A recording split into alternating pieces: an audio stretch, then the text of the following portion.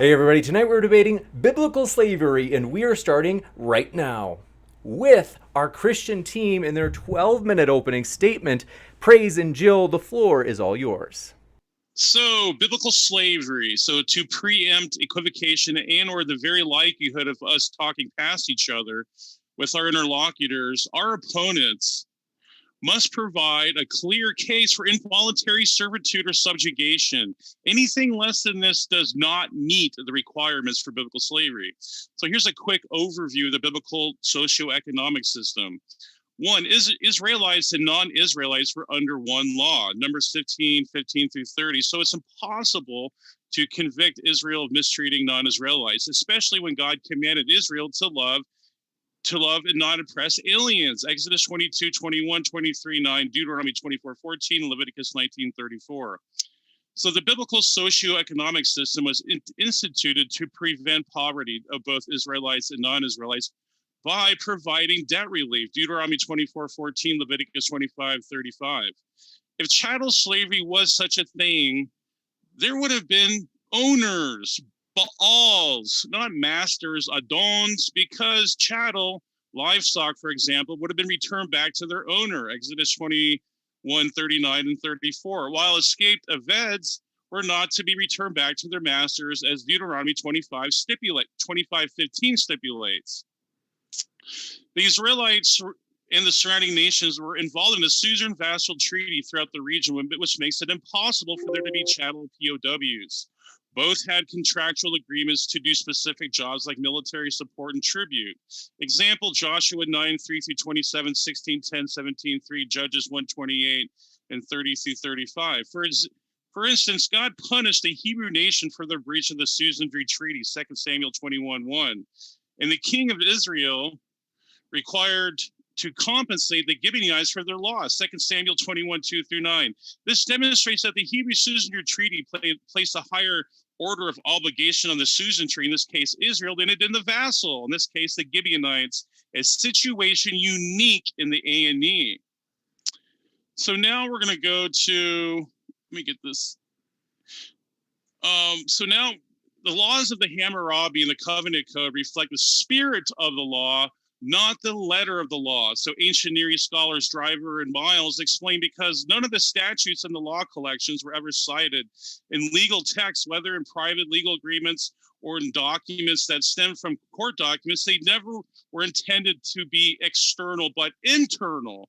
Hence why the Pentateuch and Hammurabi are not royal edicts, but rather they are akin to English case law, which presents a rule whose spirit is to be followed, not its letter.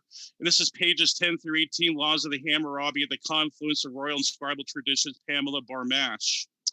So ancient Near East scholars Botero, McKinley, Watson, Carmichael, Hillers, Malul, and many other scholars see the Covenant Code as mere scribal exercises for academic purposes, which are prescription in the sense of science, medicine, or divination, and are not legislative. This is from the scientific treatise. This is because the statutes were articulated in casuistic form as detailed cases expressed in conditional sentences containing a protasis starting with if and an apodosis. Consequently, there's no way the supposed 613 laws of the Pentateuch can be pinned on God because only the Decalogue was apoditic, prescriptive. The reason why the Pentateuch and other Mesopotamian texts are viewed descriptively rather than prescriptively is because these codes were not intended to be legalistic, but rather function as a covenant relationship with the tribe's deity and his people. For example, would anyone say to love God with all your heart is to be considered legislative? Such insinuation is absurd. And John Oswald, so this is quoted by several scholars. I'm just going to go through Michael Gagarin, J.D. Barry, Bellingham. There's just so many of them out there that subscribe to that, and they publish works on that. So busting misconceptions about the biblical slavery, contrary to what atheists peddle about the 10 Commandments not prohibiting slavery, the 10 Commandments do outrightly outlaw slavery. The 10th Commandment, which is thou shalt not covet, is very specific because it particularly prohibits coveting any chattel. The Hebrew word for covet, kamad, is used in regards to humans and other physical objects. Deuteronomy 7:25, Proverbs 6:25. The word forever used in Leviticus 25:46 is misapplied because it is used anachronistically by those who proclaim biblical slavery. This word forever, olam, means by mainstream scholars, A&E scholars, means to be jubilee or until the master's death.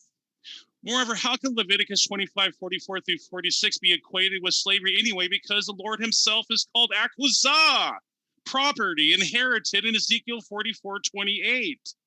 So Exodus 21:20 through 21 does not mean you can beat your slave or an aved to an inch of their life, because restrictions of physical abuse are provided in the following passages, verses 26 through 27. In fact, Exodus 21:20 through 27 are chiastic in structure and casuistic in nature, meaning they come as a group of repeated themes. The theme of this chapter is the death penalty first, then if not the death penalty, then lex talionis follows. So literally, if an abed is murdered unjustly, then the death penalty, and if they stay alive, then they are freed from their contractual obligation. And with that, I yield to my brother, JIL. Thank you, Brother Praise. Thank you, James, for having me on. And shalom to everyone in the chat. And thank you, Suris and Dr. Josh, for accepting the challenge. And it will be a challenge to prove involuntary servitude being forced on another. And just as my partner said, but let me be more succinct and more clear. Your task tonight is not to just find the word slavery in the Bible and say that's the end to be all for the debate. Your challenge, because according to the Jewish Encyclopedia, an article on slaves and slavery, the Hebrew term eved did refer to slaves as we understand a slave, or the definition thereof as we understand it today. But eved has a much wider meaning than the English term slave. And in many circumstances, it's more accurately translated into the English as servant or hired worker.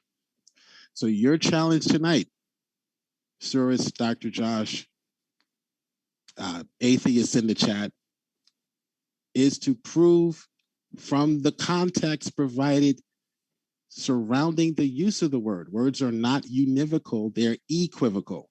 They take on the meaning of the context in which the word is used. That's a second grade lesson. I'm not trying to insult anyone, but that is a second grade lesson. There are actually assignments that are given to grade school students where they make up a word and stick it in a paragraph, and you have to define the word based on the context surrounding that word. Okay, so you need to prove involuntary servitude, not just suggest it is the case. Doulos was the word that referred to slaves, and it's also referred to slaves in the New Testament, but it's used more in a general sense as well. It's more specific, but it also has a broader, wider meaning. The word slave today is taboo, so we no longer use it to describe someone who owes a debt, took out a loan from Citibank, and now is forced to pay it back. You would have been called an aved in the Old Testament because you owed money, and you were basically, that was a lowly position to be in. Okay, that's why the scriptures writes to the Hebrews and says you are to be the head and not the tail. You are to be the one who was lending and not the one who was borrowing. Okay, so the Bible does talk about forms of servitude. Okay, no one is denying that.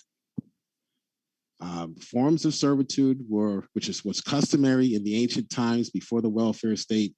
That is the way you paid back a debt. That is the way you paid for everything. You worked. It's a lot better than the welfare state that we have now, where you don't work. So that was what was condoned or allowed or accepted in the Torah. There is not one passage of scripture that you can show us other than in the case of war, other than in cases where we would confine someone today if they raped someone, or a war combatant, enemy combatant, we would call them. Other than in those cases, you will never find the Torah condoning someone being confined and forced into servitude against their will. The Hebrew servant maintained kinship rights, Exodus 21, Leviticus 25. They had marriage rights, Exodus 21. The Hebrew Eved, or the Hebrew servant, had personal legal rights relating to physical protection. They also, this would also be for the foreign servants of any kind as well. They had freedom of movement and access to liberty, according to Leviticus 25. The Hebrews would be punished if they were caught abusing a slave. And they would even have to let the slave go free if they harmed the slave. Okay, according to Exodus 21, or Exodus 21, verse 26, I believe. The Hebrew servant, which was a voluntary position, a hired worker, it was illegal to force them to work on the Sabbath. And if that hired worker left, you were not to return him to another, or to person who has taken refuge from. If he was to take refuge from or among the Israelites, you were not supposed to return that person to his master, simply because it was assumed, I guess, that he was leaving for a good reason. Or if you were to slander a hired worker, that was also a violation of Torah. You couldn't even slander an event. It was common in the Torah, or in the ancient Near East among the Israelites, for a person to voluntarily sell themselves into servitude for a fixed period of time, either to pay off debts or to simply survive, to get food, to get shelter. It was seen as a way to survive and 30 seconds. Take care of your family.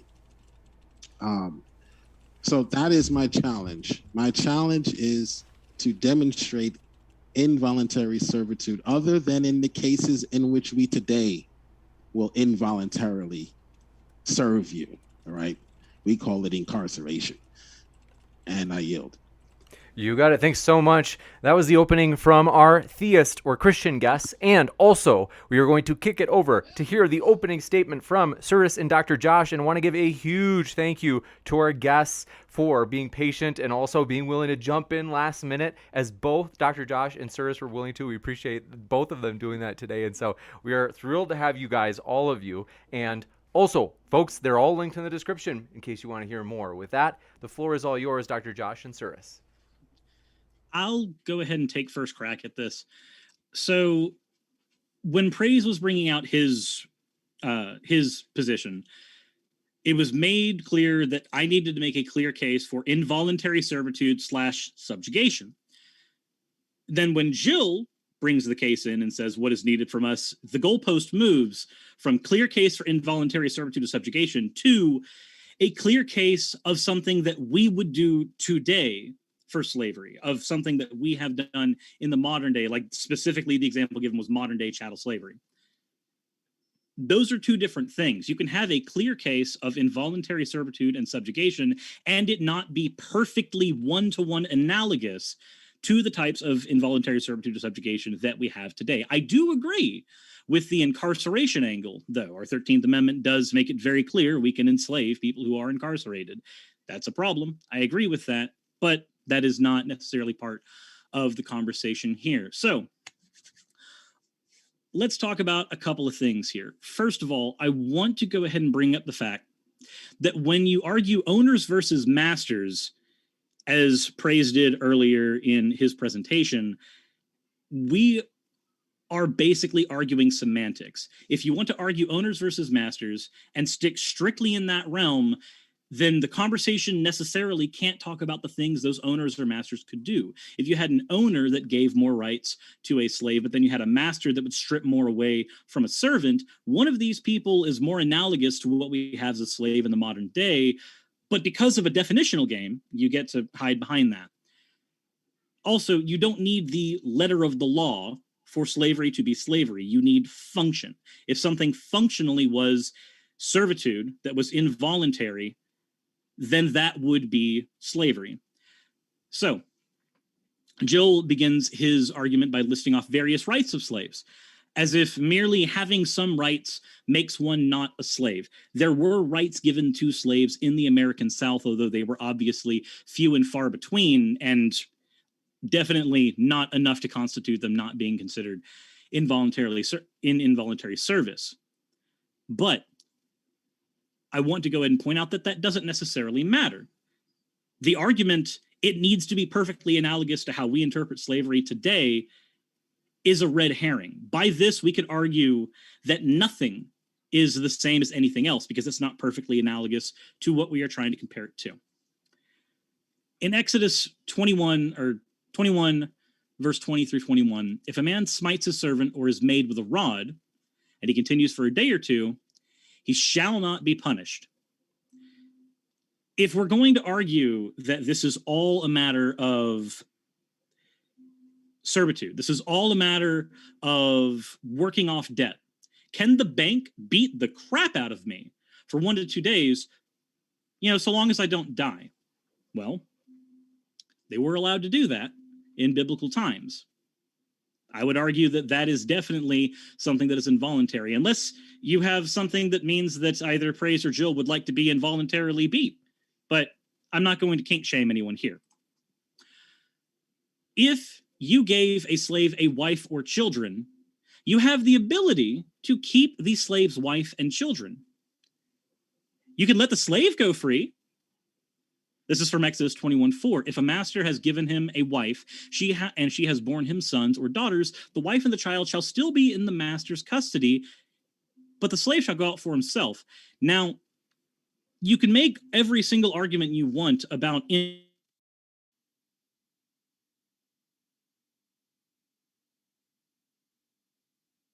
I think it's not just me that can't hear Suris. Can anybody else hear Suris? Nope. Involuntary servitude about it. It must be. So sorry to interrupt. Is it working now? Oh, there we go. Now you're back. I heard you for the last 4 seconds, but otherwise I lost you for about 5 seconds, maybe 6. Okay. I just got the internet is unstable notification. Okay.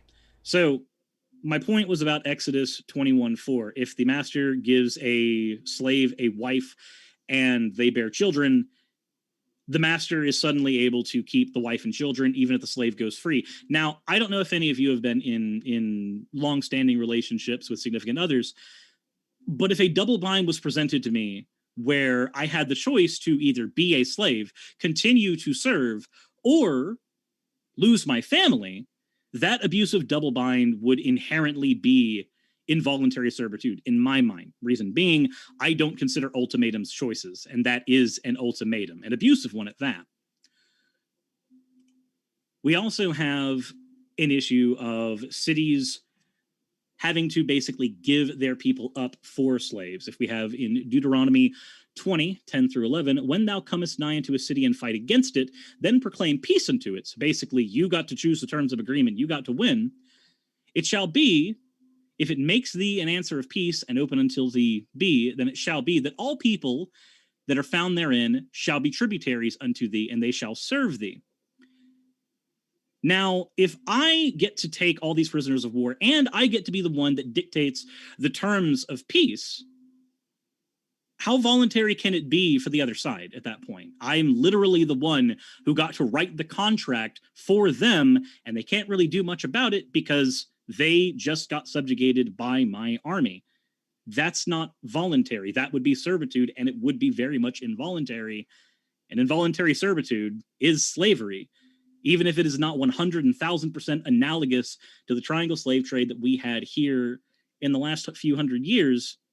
It's still slavery. It doesn't have to be perfectly analogous at that point.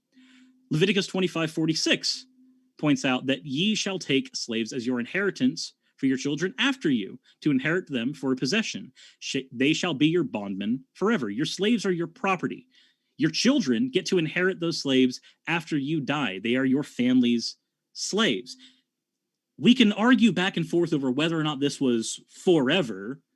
The fact of the matter is, you are still being inherited down to somebody. The sins, however just they may be, that put you into this servitude are still being inherited by somebody else. You did not agree to that. You did not choose that. That is, again, another form of involuntary servitude. If a thief is caught and is too poor to make restitution, they get sold for their theft. That's Exodus 22:2-3. If you sell your daughter, she shall not be freed after 6 years, as the male Hebrew slaves get, because there is a distinction between Hebrew slaves and slaves that you take from the nations around you. And, oh, by the way, it should be noted from Leviticus 25:44 that both thy bondmen, thy bondmaids, which thou shalt have, shall be of the heathen that are around you. The Hebrews within your nation get all the fun 6-year sentences. Of course, that's only if they're male. But if they're taken from the nations around you, well, they get to be with you for as long as you get to arbitrarily choose. Again, if you take slaves from the nations around you, it's because you won them in war. And at that point, you are writing the terms of their agreement. I think pretty much all of that constitutes various forms of involuntary servitude, definitely abuse on the case of these people. It does not have to be one-to-one perfectly analogous to the exact type of slavery that existed in the United States. I think that's a red herring, but I'll concede the rest of my time to Dr. Josh. Thank you, Cyrus. So, you know, I am kind of coming at this right at the end, so I don't have anything necessarily prepared. I have to say that thus far, it does seem like we're casting a very wide net in this topic. I mean, I think the topic is even just called biblical slavery. So where we want to go, I think it's just a little broad. So I guess what I'll do with just a minute or two is bring up a couple of points that I think are probably just salient. One is that this idea about the Israelites are supposed to show care for the foreigner and for the slave and for the orphan and for the widow. Absolutely true. There's no question about that.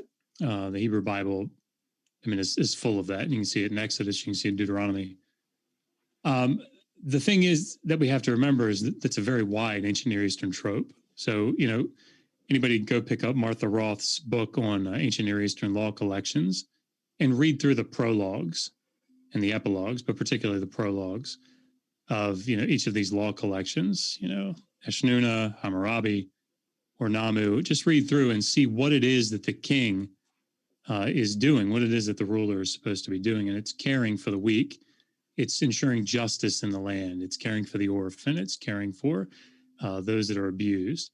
It's the whole point. He's the good shepherd of his people. So, you know, the fact that you see this in the Hebrew Bible is completely expected. And certainly I don't think anybody here, pro or con slavery in the Hebrew Bible, would argue that there wasn't slavery in the ancient Near East.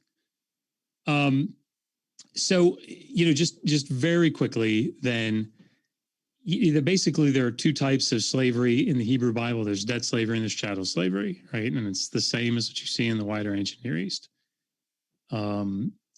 And sometimes in the biblical texts, particularly in Deuteronomy and Leviticus 25, the rules seem to be much more humane for the Israelites.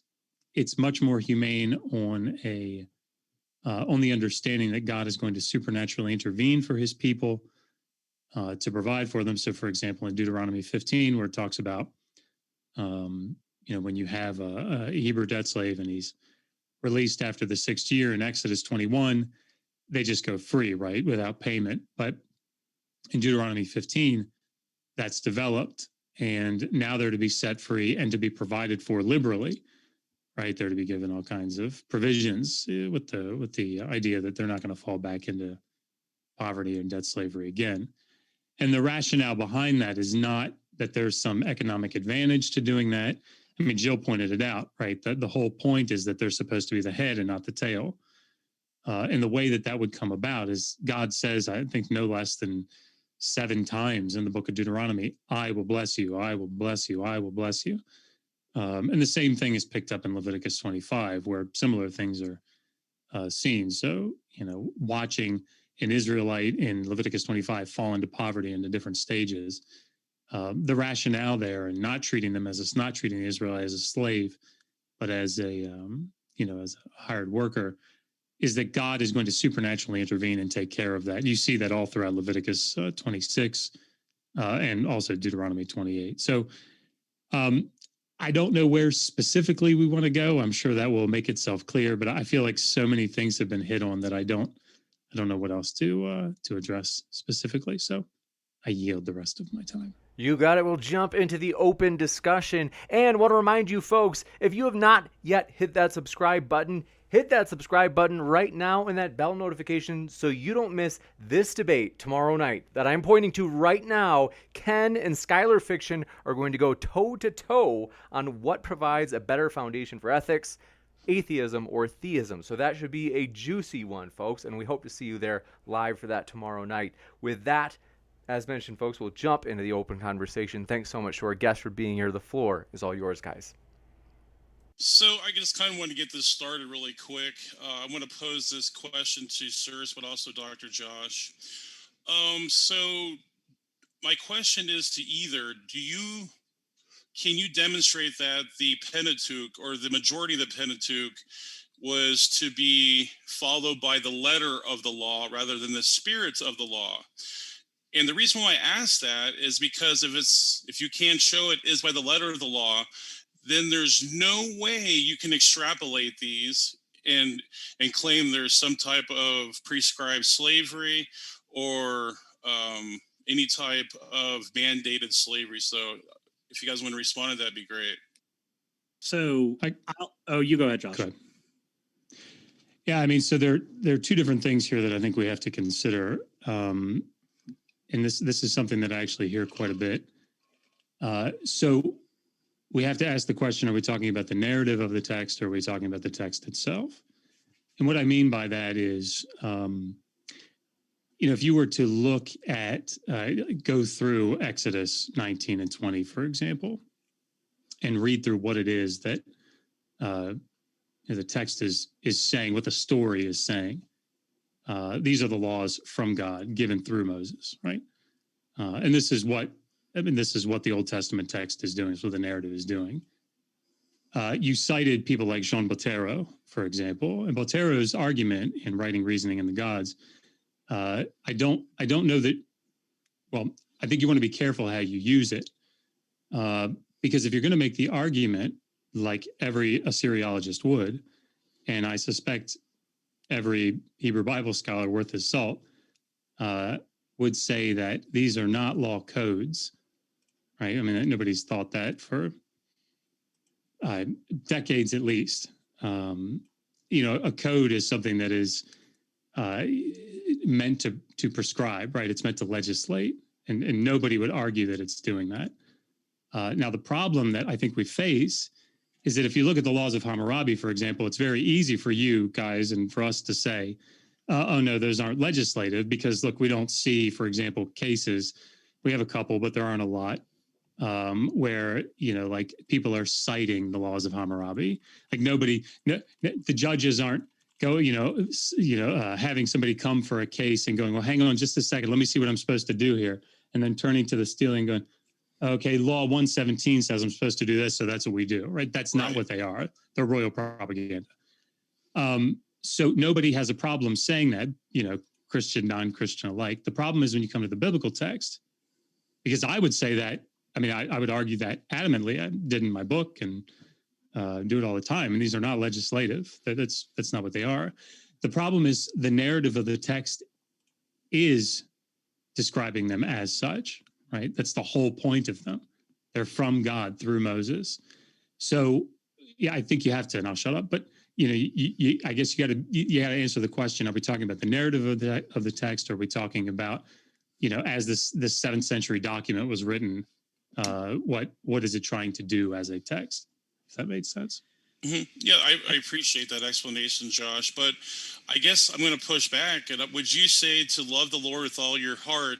Would you say that the narrative that's prescriptive there? Like, that doesn't make. Why would God force people to love Him? And I don't see that in the Bible narrative. I mean, hermeneutically, I don't see that. Yeah. So this is. People like you read like Weinfeld, for example, or go pick up. Lundbaum, I think, is who I looked at a little while back. The book of Deuteronomy, if you've ever heard of the Esarhaddon Succession Treaty, there was this idea a while back, and I think there's still some merit to it, but that the book of Deuteronomy, for example, the suzerain vassal treaty that you were referring to, is based on like Hittite law and Hittite treaties, right? Hittite treaties. But then the Esarhaddon Succession Treaty was found, and we have lots of copies of it. My old advisor worked on it from Tel Tainot.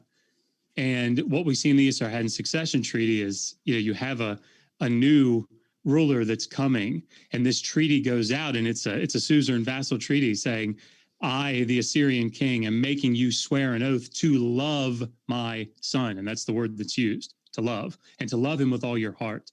This is the language of the Esarhaddon Succession Treaty, and it's legal language, right? I mean, this is what it is. So the book of Deuteronomy was, I think, pretty effectively compared to it, and of course, it matches up in that 7th century time frame. But so yeah, I get from like a 21st century the word love, ahav, in the Hebrew. That sounds kind of weird, but this is very much what you see in these suzerain vassal treaties. So it's not that it's. I guess I want to say it's not that. Again, there's some code that legislates in that sense. Like a judge is going to say, okay, you didn't love the ruler, right? You didn't love Ashurbanipal, and so therefore this is this is a command by the ruler of Assyria. This is what you will do, and if you don't do it, you have broken the treaty, and the gods will bring all of these curses upon you, just like you see in Deuteronomy 28. Right. And I'll say something. Okay, Joe. Yeah, let me just give a little bit pushback on Suris's opening, and then you guys can get back to that debate. I'm going to read from Webster's Revised Unabridged Dictionary the definition of slave or slavery. The condition of a slave. We're going to commit an etymological fallacy? Excellent. No, we're going to read a definition of what slave means to us today and what it meant to them. But they also, as I mentioned in my opening, included a lot of other characters would be included in that or given that title of event. But to us, this is why biblical slavery does not exist. That's right. Biblical slavery does not exist because we only define biblical slavery as the state of entire subjection of one person to the will of another, a condition of subjection or submission characterized by the lack of freedom of action or of will. Our challenge, which was not met, was to prove that there is involuntary servitude being conducted, and I specified, other than in the case of war. And what do our opponents do? They talk about war and what happens in the case of an in-war scenario where people, yes, are captured. We have more sophisticated ways of doing so today, but we still capture enemy combatants and survivors of war. Biblical slavery does not exist. If you're going to point to cases of debt, our opponent, Suris, pointed to the fact that people who were in debt were thrown in jail or made to pay that debt off. Well, if you owe your taxes, you better talk to a lawyer, because if you don't appear for a debtor's examination, you can be thrown in jail. Okay, so there are situations today. This is why I specified, if you're going to point the finger at the Bible and say, that is slavery, then you cannot live in a world, in an America specifically, that would do the same thing to an individual who committed a crime, to an individual who was an enemy war combatant, to an individual who owed debt. Okay. Would do the same exact thing. So my challenge would be to demonstrate, other than in those scenarios. Now, I just want to say this really quickly about the marriage, the wife masters. I have a question for Suris. I'll end there. Did the Eved know before he took a marriage contract, a Hebrew marriage contract, or contracted into marriage with a Hebrew servant of the master, did he know that that would be the case beforehand, or was he tricked? Because if he knew beforehand, then it is a voluntary act. So you cannot now cry, well, I took out a loan and it was at 23% interest and Bernie Sanders, come help me. It doesn't work that way. If you know going into the contract that is the case and those are the rules, that's his property. That, by the way, that would be the reasoning, according to scholars, because that servant is his property still. She may still owe him money. She may still be in debt. So no, you can't come marry all of my servants so I don't have anyone to work anymore. So that was the stipulation. Did the servant know that beforehand?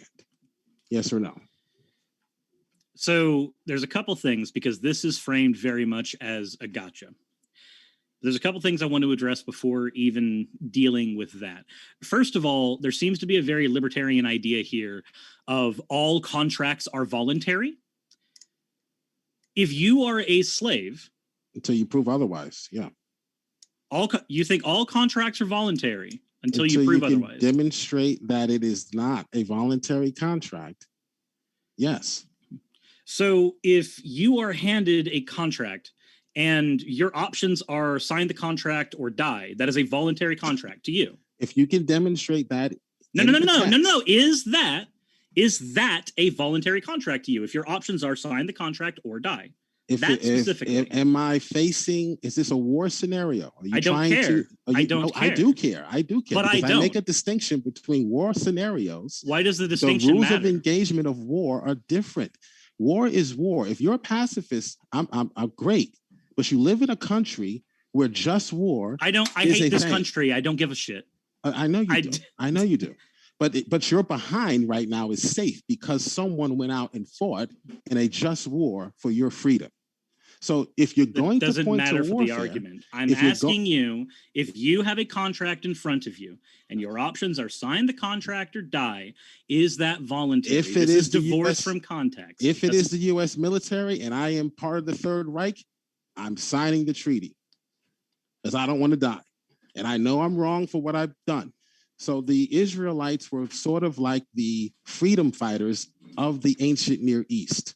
God sent them, and in your opening, it seems as though you were suggesting that these were not just wars, that God somehow was some tyrannical God going around looking for people to pick on.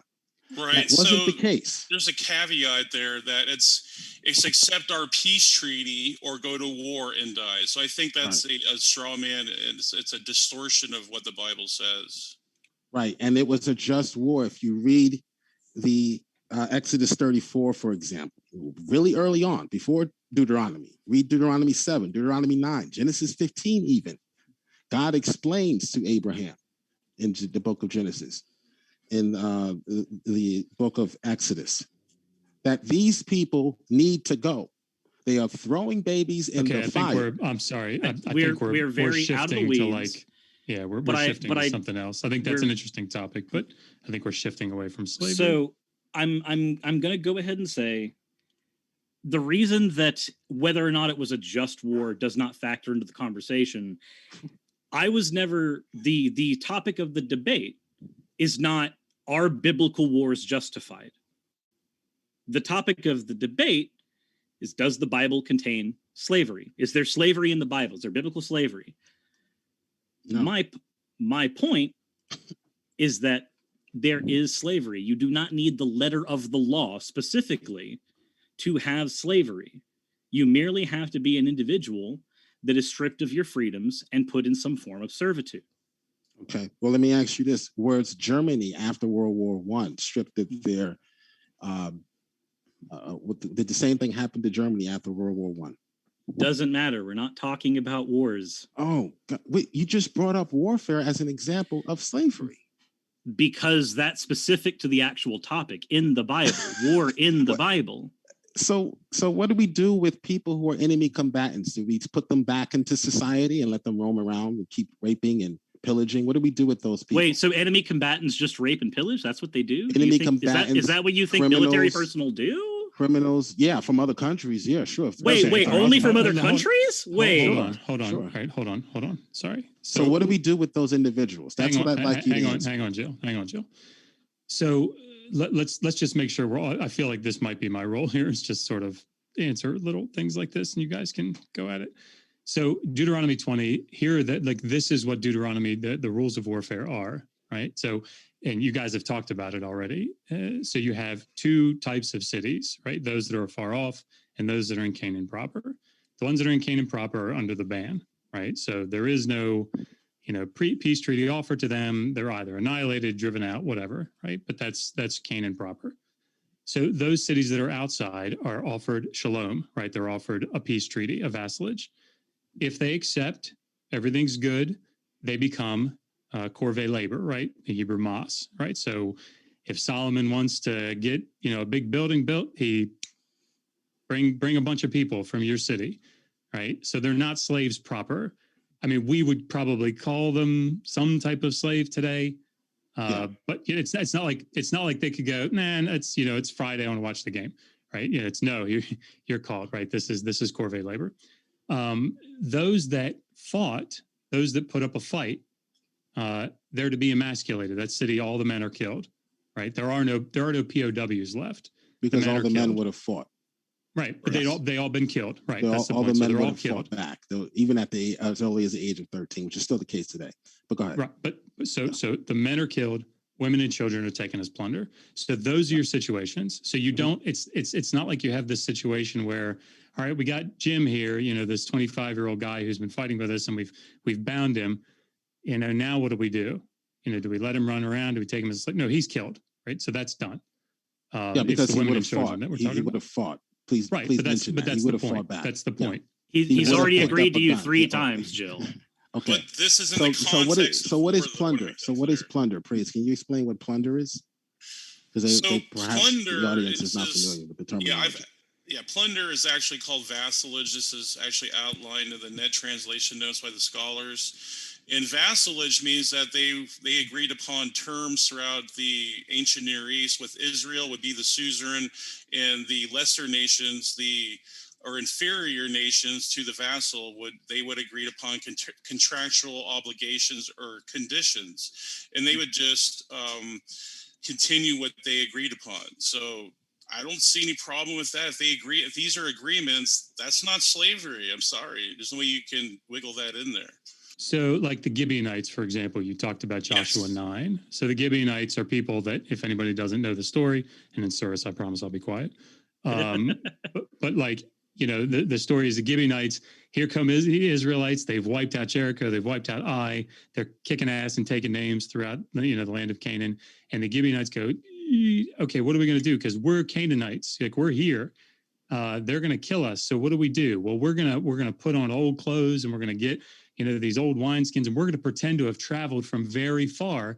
We would be one of these cities outside of Canaan proper. That's what we're going to feign. And so they came and they say, oh, make a peace treaty with us. Offer us that shalom from Deuteronomy 20. And Joshua, yeah, all right, that's cool. And then they find out, oh, they're actually Canaanites. So they're not wiped out because they've made it a vassalage treaty with them, right? So they have to honor that treaty, but they become water drawers and hewers of wood, or cutters of wood, or whatever. And that's what they are until this day, the text says. So, those Gibeonites are not taken as slaves proper into like people's houses and, all right, you're going to work, out in the field and then come back in. But they become corvée labor. They become that type of vassal. Right. So, I mean, would you say that, okay, we know that type of context of labor would not be equated with the antebellum South, right, Josh? You would agree with Correct. that? I would agree with that. Yep. Okay. I would like an answer to my question. Did the master or did the Eved that took one of his master's servants to be his wife, actually, he didn't take her. I don't want to suggest that he stole her or kidnapped her. He was given a wife from one of the boss's workers, hired workers. Did he not Slaves. know that that would have been the case, that he would have to stay if he married her before he took her hand in marriage? Did he not know So there's a couple of issues. Issue one is that this is something that's going to vary on individual basis. Did everybody know the entire context of the law at all times during that time? Was everybody always educated on that? Is that because even today, in the age of the internet where everybody can pull up our laws right now, they don't. So I don't think either one of us can actually make a 100% argument on whether or not they knew. Sure. But the point is, you want me to answer it? Or? The point is by that all that means, would you've be, probably got more experience in that particular field. So the law is not like envisioning these types of questions, right? So what the law is stating is that just as you see, and this is just sort of consensus scholarship, in verses 7 through 11, where you have the Suris, as you mentioned, the daughter that's sold as an ama, as a female slave. She is being used for sexual reproduction. That's the whole point. There's debate about whether it's marriage or if it's concubinage. Seems like it's probably more concubinage, but whatever. Because she is being used for sexual reproduction, her status has to change, because that's how it is in the ancient Near East. Because she's devalued at that point. And you see that in Exodus 22, you see it in Deuteronomy 22. So like that's clear. So what we see in verses 2 to 6 is essentially the same thing, but for the man. So for a male who's coming. So this idea that he has volition in this, that the master is saying, hey, I got this woman. If you're lonely or something, I want another slave. I want more, right? I want another slave. So I'm using you for sexual reproduction. This is what that male slave is doing. So it's not a question of like, oh, great, I get it. I don't have to spend my nights, alone anymore. Would he have known that he would be required to stay if he took one of these wives, several other wives he could have chose? If he I think took you're one assuming of these volition wives, on his part.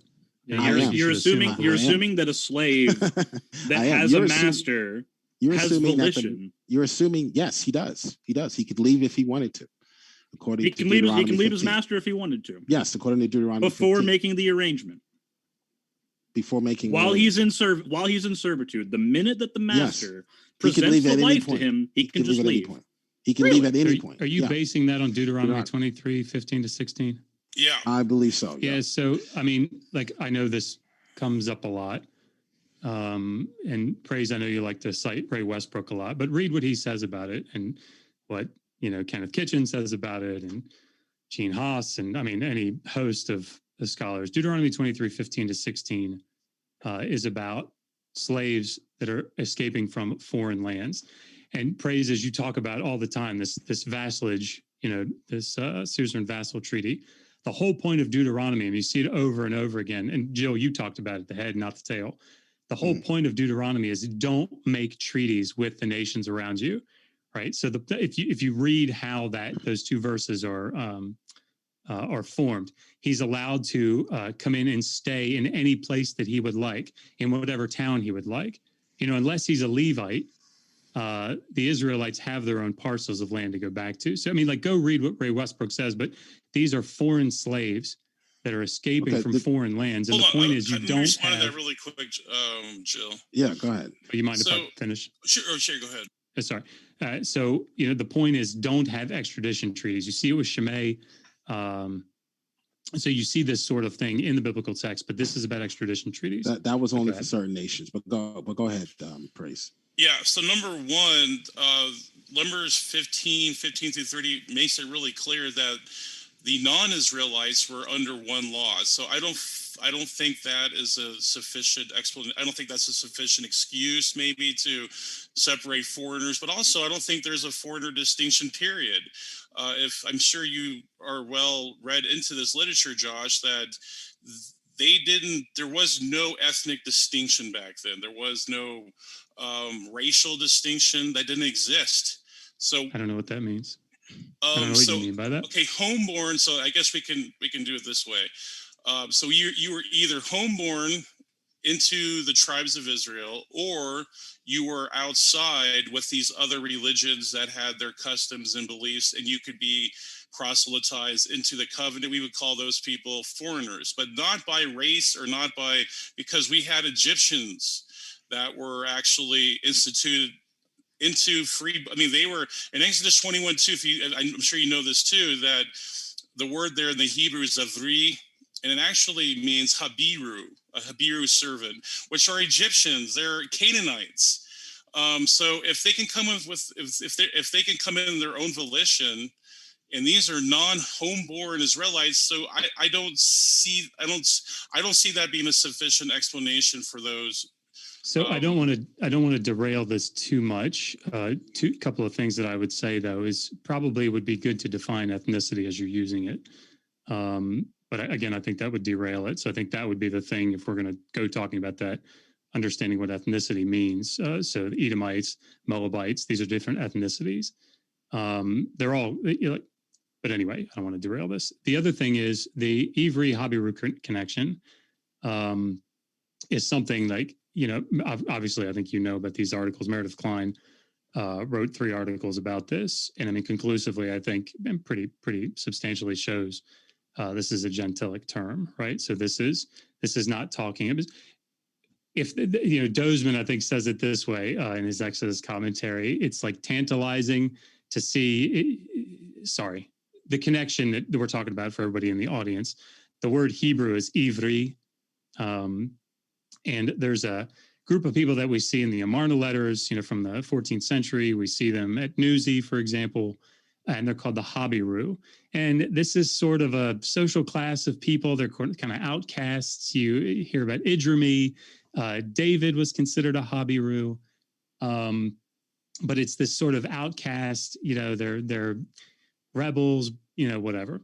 And so there was this connection because they seem to, Ayin Beit Resh, and there's this Habiru, so, this guttural letter. And so maybe there's this connection between them. And so so Dozeman says, well, the connection, the etymological connection is tantalizing, I think is the word that he uses.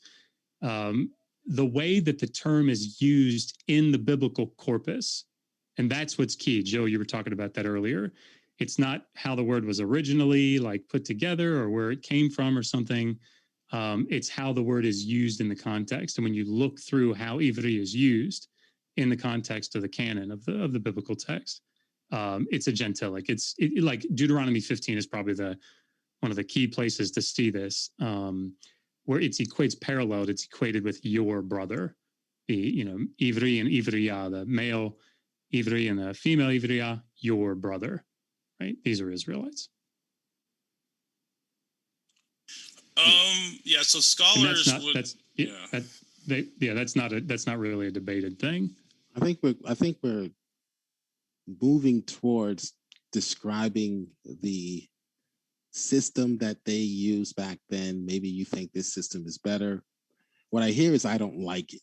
I don't see any demonstration of a gang of taskmasters calling themselves Israelites going around subjecting people like Boko Haram to sex slavery, to any sort of forced servitude. What I see is a system in which debt is paid by means of serving the one you owe the debt to. And to Dr. Josh, let me just correct you about the treaties. Yes, the treaties were not, it was not that they were not to make treaties with anyone. God specifically tells them who they are not to treaty with. That these people, that the Canaanites, the Hittites, the Jebusites, first of all, the attack was on these people was not on an innocent people. It was God's judgment against their abominations that they were performing and their sins that they were performing, according to Genesis 15, Deuteronomy 7. We can go to I agree. Exodus 34. So those were the nations that were listed that were not to be, that they were not to sign a treaty or an agreement with. I agree. Okay. So I'm still looking and searching for someone who can demonstrate that an innocent person, they did not owe debt, therefore they would not be forced to work. They would not have their property liened or a lien put on their property. They would not be thrown in jail for not paying child support or not paying their taxes, tax evasion.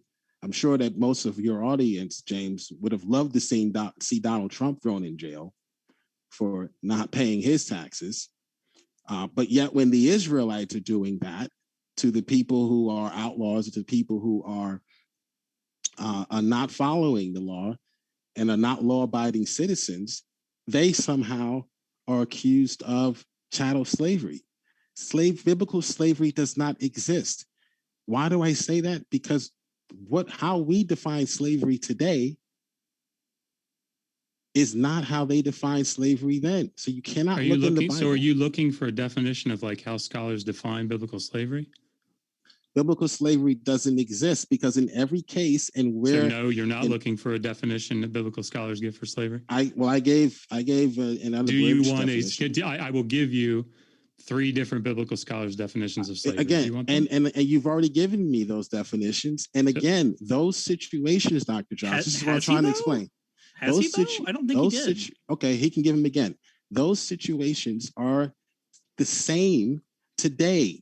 In those scenarios today, we would incarcerate, and even up until the past 10 years, we would even force them to work. We used to call them chain gangs.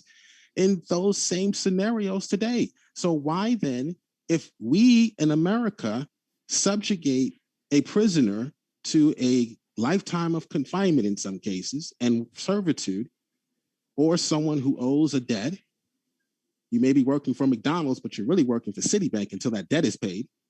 Why? So it's more sophisticated, yes, and we've gotten rid of, we've added a middleman sort of. We can send the tax man to garnish your wages instead of forcing you to work for the person directly. Sure. So yes, although be it more sophisticated, the concept is still the same. The lender is slave to the lender or the borrower, excuse me. The borrower is slave to the lender. That's a age-old concept. It will always be the case. It's the case today. It was the case then. I need something outside of those scenarios in order for me to believe biblical slavery exists. I'm sorry. Yeah, and I kind of want to add this real quick to what Jill's talking about. So I'm going to quote Raymond Westbrook from History of Ancient Law, or Ancient Near Eastern Law. So in section 4.52 of his book, it's called Property Law. And this is what he calls property: a purchased, inherited, hired, or pledged person.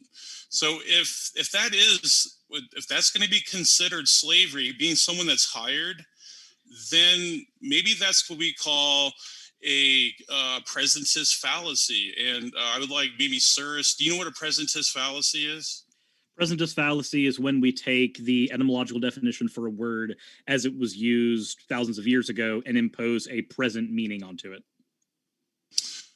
Not quite. So if you criticize an older culture with a modern lens and actually condemn it, that is a presentist fallacy here, because if modern terms, if we're going to call hired people property or chattel slaves, then that's an issue. And I think that's where maybe Josh, I think maybe that's what his definition is. I would like to actually hear that.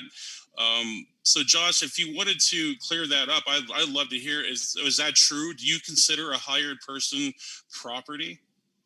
So I think Ray Westbrook is probably talking about property law there.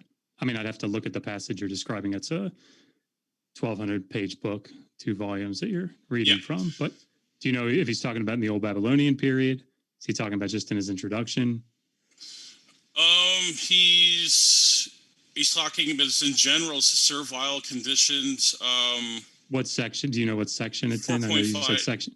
Right, yeah, but is that in his introduction? He's got a lengthy introduction, or no, it's not the introduction. No. Okay, I mean, I'll take a look at it. But so the idea of property law, for example, and I'm just spitballing because I don't know what that section that he's describing is talking about specifically. But Ray Westbrook talks about property law as it appears in Exodus 21, for example, and he says there's even a tension inside of the way that slaves are treated in Exodus 21. There are some places that it seems to fall under property law, like with the goring ox. And then there's some where it seems to fall under family law, as in verses 20 to 21 and 26 and 27. So there's, when the slave is gored, for example, this is under property law. The owner of that slave is remunerated with, or, paid back with 30 shekels of silver, right? He's made good on his loss. He's made whole. Whereas in Exodus 21, 20 to 21 and 26, 27, the crime is committed, of course, against the person of the slave. And so because there's this retribution in some form, he considers that closer to family law. So there's tension inside, but I'd have to read the section that he's talking about. So that's a whole other rabbit trail with the gored ox thing, because I do believe it's negligent, or he was not negligent in that case. I just think, he was negligent, and it was just of a misunderstanding, or his ignorance or whatever. He wasn't paying attention. That happened. So we can go into that later on. But I guess my point here is that, that seems to be the case with other scholars too, that they call property people chattel, people that are hired. So I don't know, like with modern terminology, we have to be careful. We have to define our terms. Contractor. So there's a thing that's happened there. I want to point out. You listed about 4 different things that were considered, or 4 different types of people that were considered property, from somebody who was in indentured servitude, somebody who was captured in war, somebody in prison, and then you had somebody who's hired, and then you focused on somebody who's hired, who's just focused on this, ignoring that we probably would consider everyone else in those categories to be a slave. Like, I don't know why we're focusing just on a person who was hired merely because they're part of the definitions in property law. Because they were citizens. If you're going to shift the conversation to warfare, then you have to explain to me why the Versailles Treaty was the way that it was. Why, when we defeated the Axis powers in World War I, why is it that we forced them to work? Yes, we forced them to pay reparations. The reason why the Israeli army it's the same today, although more sophisticated, as I mentioned. The reason why these individuals are forced to work, that is their punishment for waging war against the nations, for waging war against their own children. So if Israel chooses to go to war with another nation, they didn't choose to go to war with another nation. They were sent to war, just like our soldiers were sent. So Israel as an entity, just as a political entity, never chose to go to war, ever. They were sent to war. I didn't say Israelites. I said Israel. Are you talking about modern day Israel? No, I'm talking about Israel as the Israelites as a people back then, but not individual Israelites. I'm not saying did an individual person. The nation of Israel. Yes, God created a nation of people and he called them Israel. Yes. Okay. And those people, as they existed back then, never once chose to go to war, correct?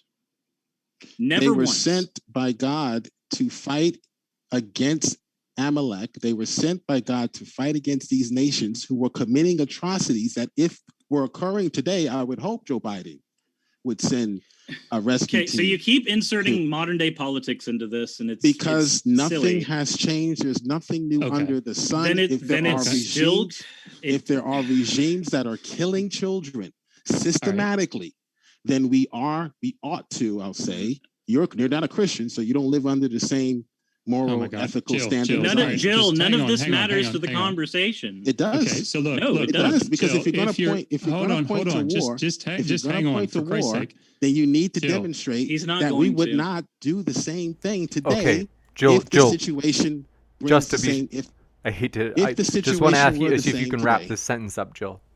Okay, if the situation were the same today, would we not go over there and kick butt? The All right, Versailles let's Treaty.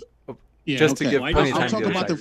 Versailles Treaty later because they don't understand that it's a more sophisticated form of slavery, which is why Hitler was so upset, which is why you had World War II. Cyrus, did you want to say something? Or? Oh no, I'm broken. Go ahead. So in Leviticus 25, like this is something that I think is important to recognize, right? In Exodus 21, the law is very clear. You can take an Eved Ivri, you can take a Hebrew slave, 6 years, keep him, set him free in the seventh. Deuteronomy 15, same thing is true. There might be a development there where the female slave is also allowed to go free, which might have been different in Exodus 21. We don't really know.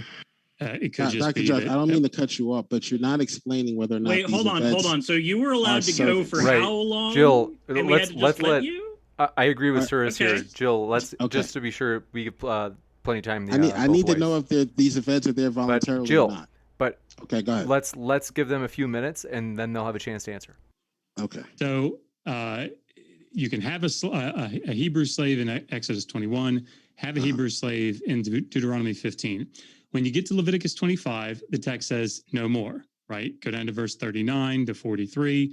If a Israelite becomes so destitute that he has to sell himself to you, you cannot make him do the work of a slave, right? You have to treat him as a sahir. And so this is one of these places that it's very clear the distinction between a hired worker and an eved, right? Now, the debates about what that actually means, specifically how the sahir is, different from the eved, whatever, but the text is making it clear that there's a distinction between those two. Then it says, this is where 44 to 46 comes in, if you want male and female slaves, you get them from the nations around you or from the toshavs that are in your They may midst. come. It says they may come. Stop misquoting the text, please. You may take them. So It doesn't say that's take what it them. says. That's not what it It- says. You may Okay. purchase them, right? So You may purchase you them. may It doesn't say purchase you may them. take them. can You I may purchase them. jump in here really Thank quick? you. So So you were wrong, Jill. You So good the- with It doesn't that, or- say you may take them. That's what you said. Does it say that they may come?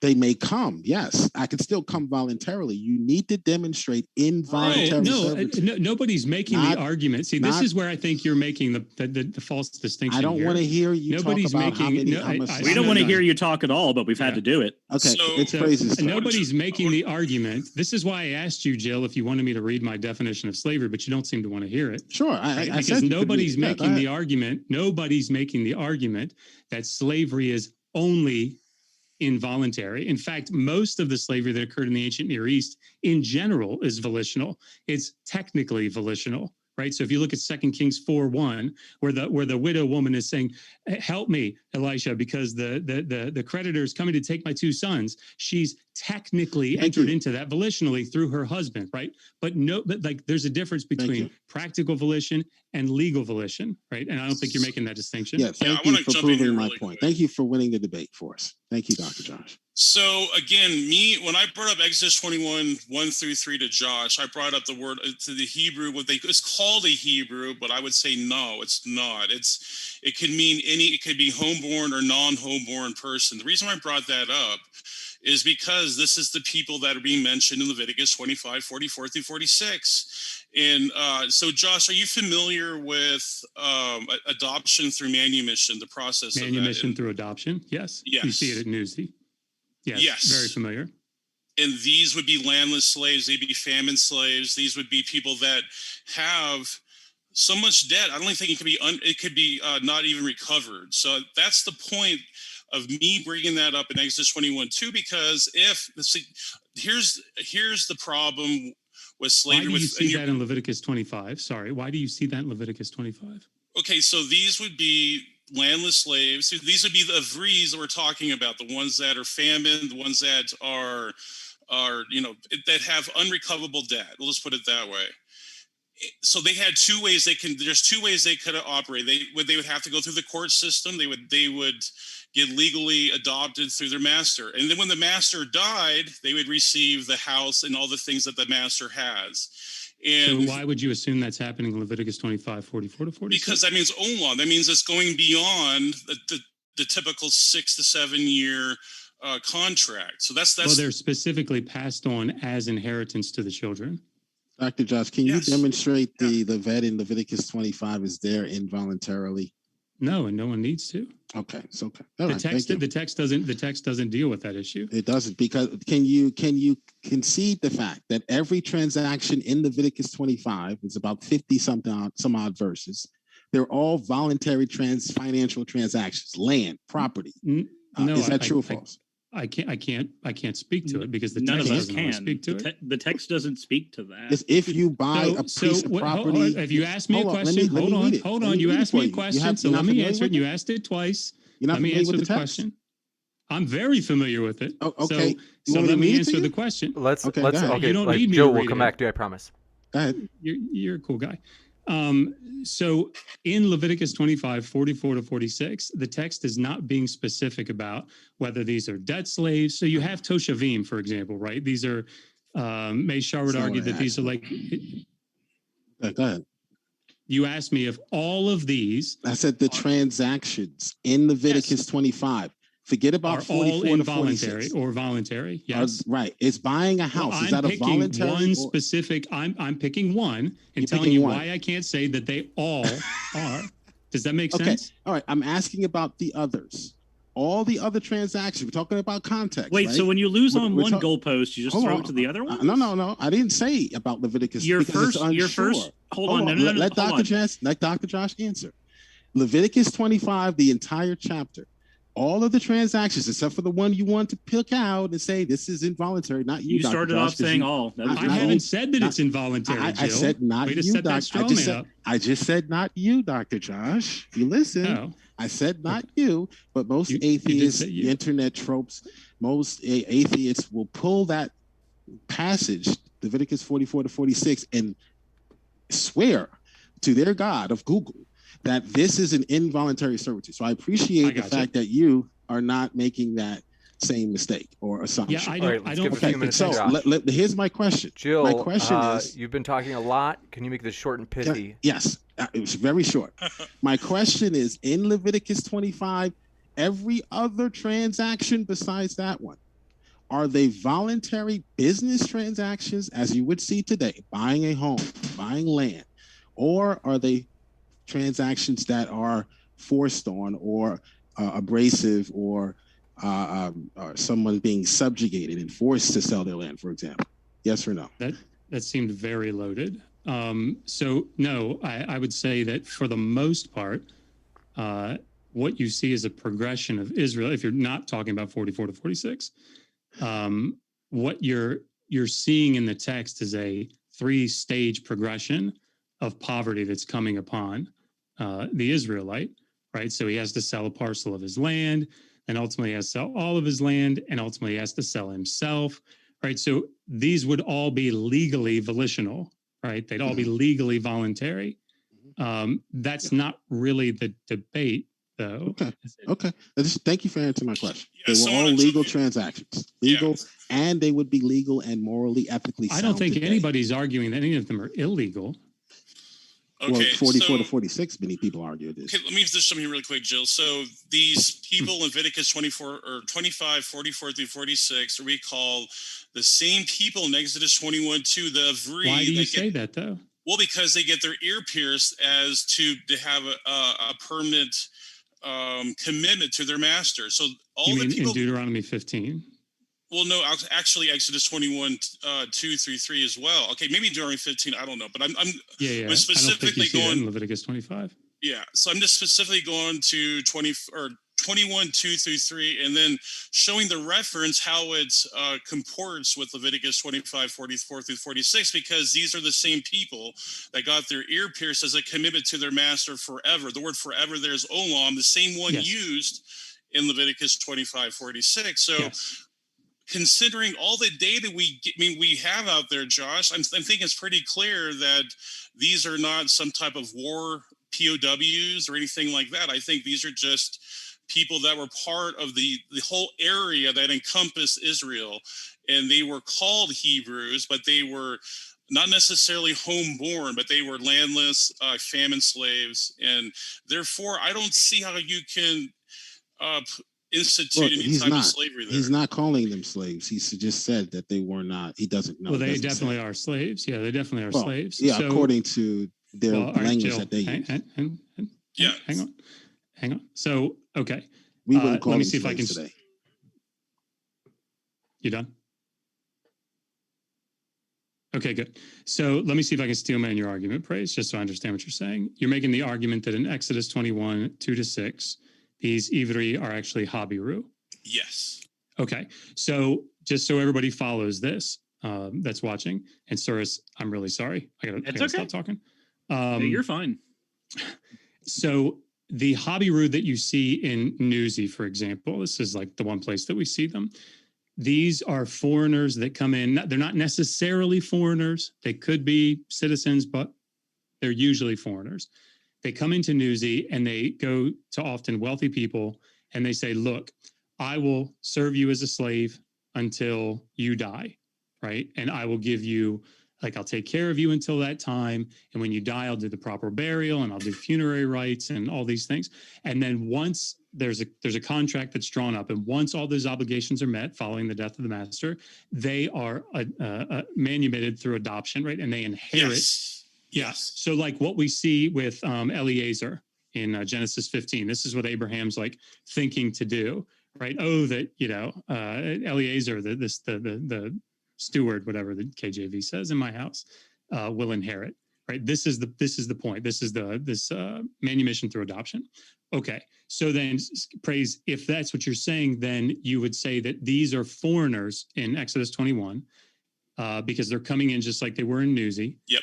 And that when we see foreigners then in Leviticus 25, 44 to 46, that those are actually Habirus. Okay. Yes, exactly. Okay. All right. So I understand your argument. There are a couple of problems with it that I see. One, the way that the biblical text uses Habiru, even in Exodus 21, sorry, not Habiru, how it uses Ivri, even in Exodus 21 seems problematic for that. It seems to use it as a gentilic. Even, for example, in verse 7 or 8, maybe even 9 of 21, where it talks about the master has no right to sell the daughter to a foreigner. Right, so there seems to be this distinction between an Ivri and a foreigner. But the point is that even if we granted for a second that Ivri, which doesn't appear in Leviticus 25, even if Ivri means Habiru and that Habiru is what's intended in Leviticus 25, it doesn't seem to follow because there's no manumission when the master dies, which is what it's all about. He's passed on as inheritance. So there is no manumission at the death. It's like the key thing about it. There's no manumission. Well, I don't think any of the texts would indicate that. I just think the word olam would necessarily mean that. So are you saying the text is supposed to say they were manumitted after the master dies? I mean, does that what the Mesopotamian text say? Well, can you give an example? That's what you would see at Newsy, for example. Oh, Newsy, like you would see, and not just Newsy, but I mean, like that's where it's like you can go pick up. There's a new book out. I can't remember what it's called, but it talks about that type of manumission. But there's adoption contracts in Old Babylonian period by Martha Roth that you could pick up from Eisenbrauns. But the problem with this, sorry, I've gotten way too technical on Cirrus. I'm done after I say this. I'm so sorry.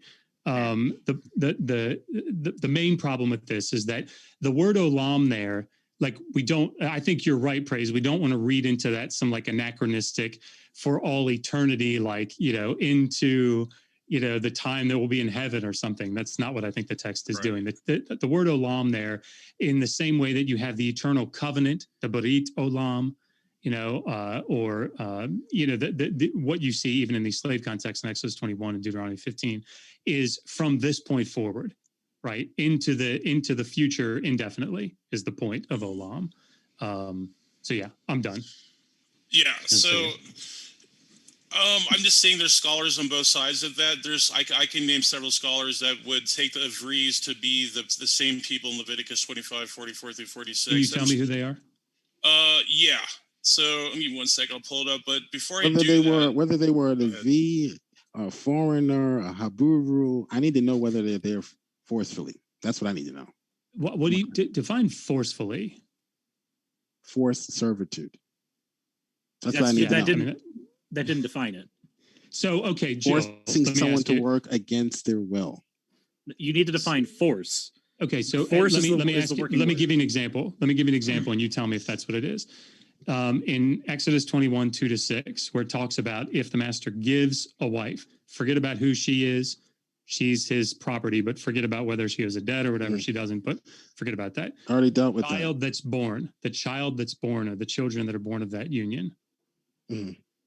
They're house-born slaves. Great. So are people today born into the welfare state.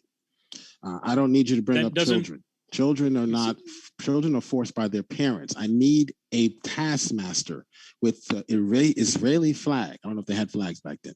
I'm sure they did. I need an Israeli taskmaster forcing someone into servitude, other than in the case of war or a prisoner or someone who owes a debt. So you're defining force as illegally take. That was what we would define as illegally take. So wait. That's what I need. That's the question I asked you last debate. Why would the law stipulate you can illegally take? Why would the law stipulate you can illegally take someone? Why would it do that? Why would the law stipulate?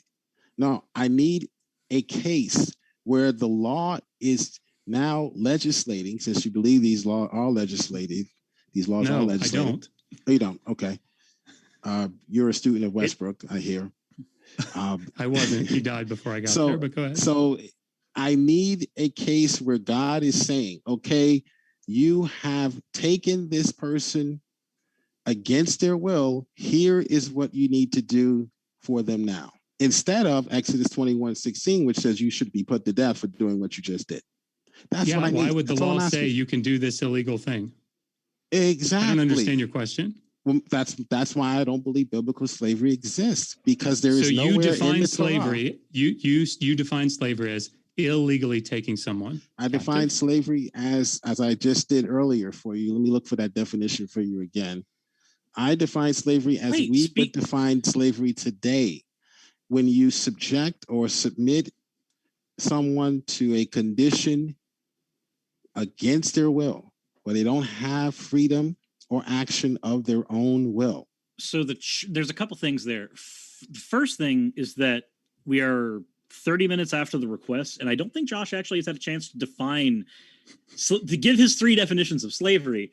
But there is a thing that I wanted to piggyback off of. Josh, you mentioned that the child that's born into these circumstances, they would be a homeborn slave. They are here. Mm-hmm. This child, what options does this child have? Like, are they just stuck here? Like, when are they released? When they become of age. Wait, where does it say that? Where does it say when they become of age?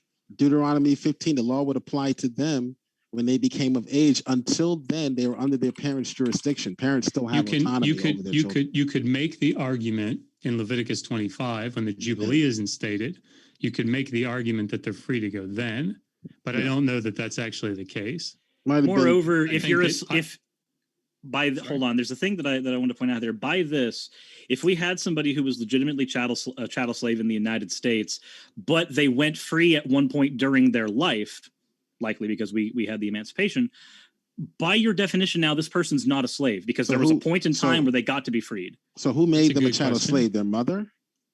Their parents made that decision for them? That's not what I'm looking for, sir.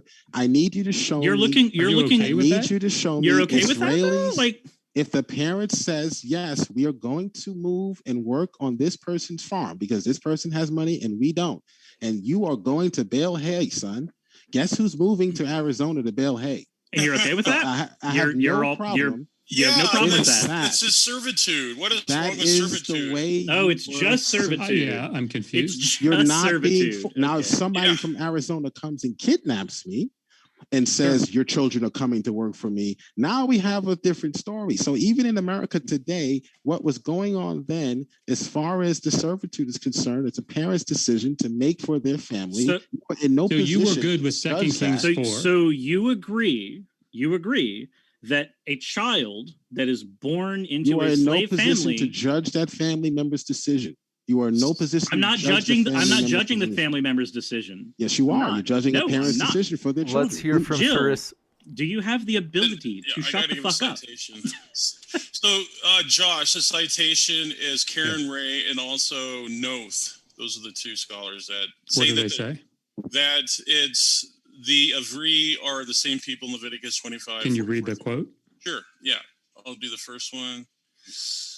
So this is Karen Ray. The buying of the Hebrew servant in Exodus 21:2 would most likely refer to a foreign Habiru servant in Leviticus 25:44 through 46. And then Noth, he says, the main argument against the assertion that the Hebrew of Exodus 21:2-6 was an Israelite is Leviticus 25:44 FF, where it is required that slaves in the possession of an Israelite to be foreigners. However, Leviticus 25 has no practical importance as evidence. It is more likely that the entire passage from VV 39FF is unlaid in some ways to be understood as substantially rewritten recapitulation of Exodus 21:2. Right, but I don't think you want to use that one.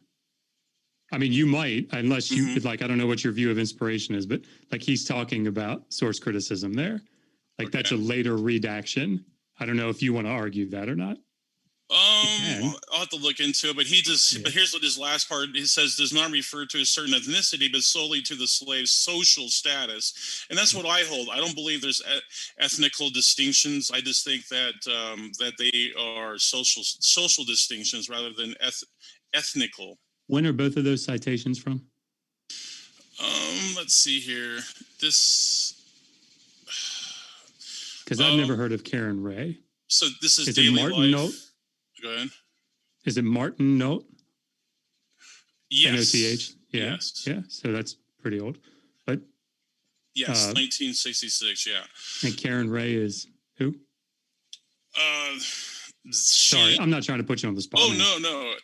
Her book was Daily Life in Ancient Mesopotamia. So pages 119 through 20. It's the best I can give you in that source there. Okay. Yeah, I mean, the reason that Meredith Klein wrote his 3 articles in 58 or 59, whatever it was, is because this was debated, right? This was a question. But I don't think there are many scholars that I can't think of one, but I doubt there are many scholars today that would say that there is any more than an etymological connection, possibly, between Habiru and Ivri.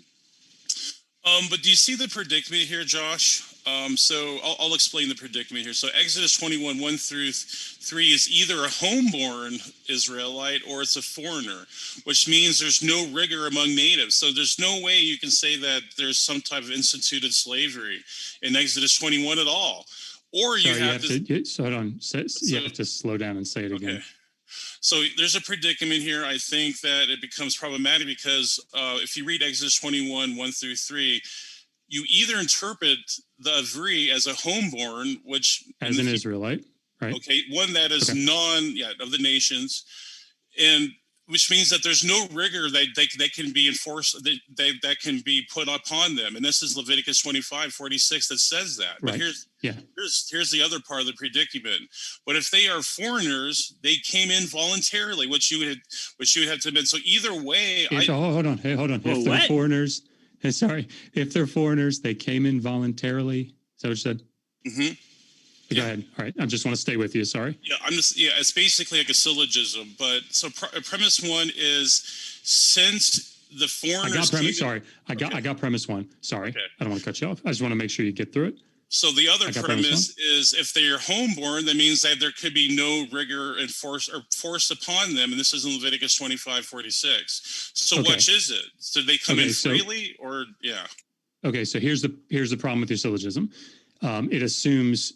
And you can hold it like it's okay, but you're assuming continuity between Exodus 21 and Leviticus 25, right?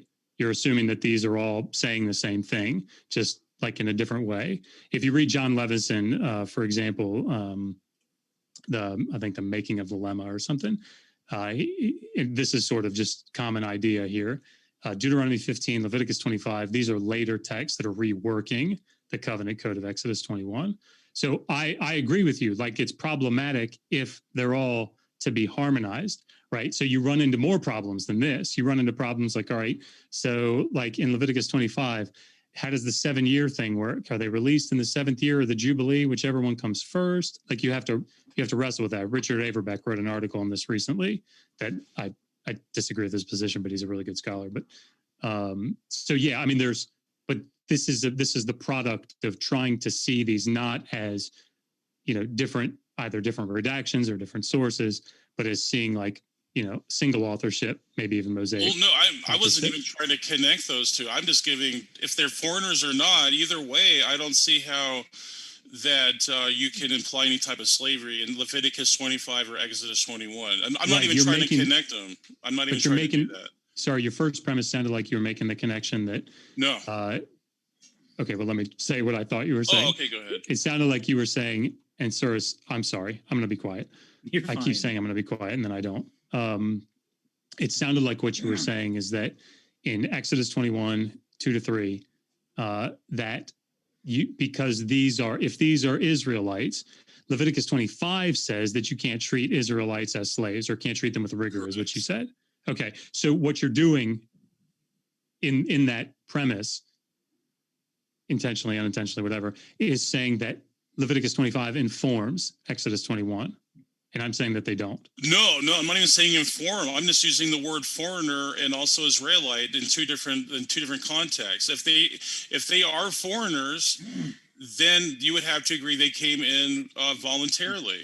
But if they're not foreigners, then they're homeborn, and which means that Leviticus 25:46 says you cannot treat your Israelites right as... Do you hear what you're saying there? You're saying if Leviticus 25 says this, then that means that in Exodus 21 this is true, and I'm saying that's a false premise.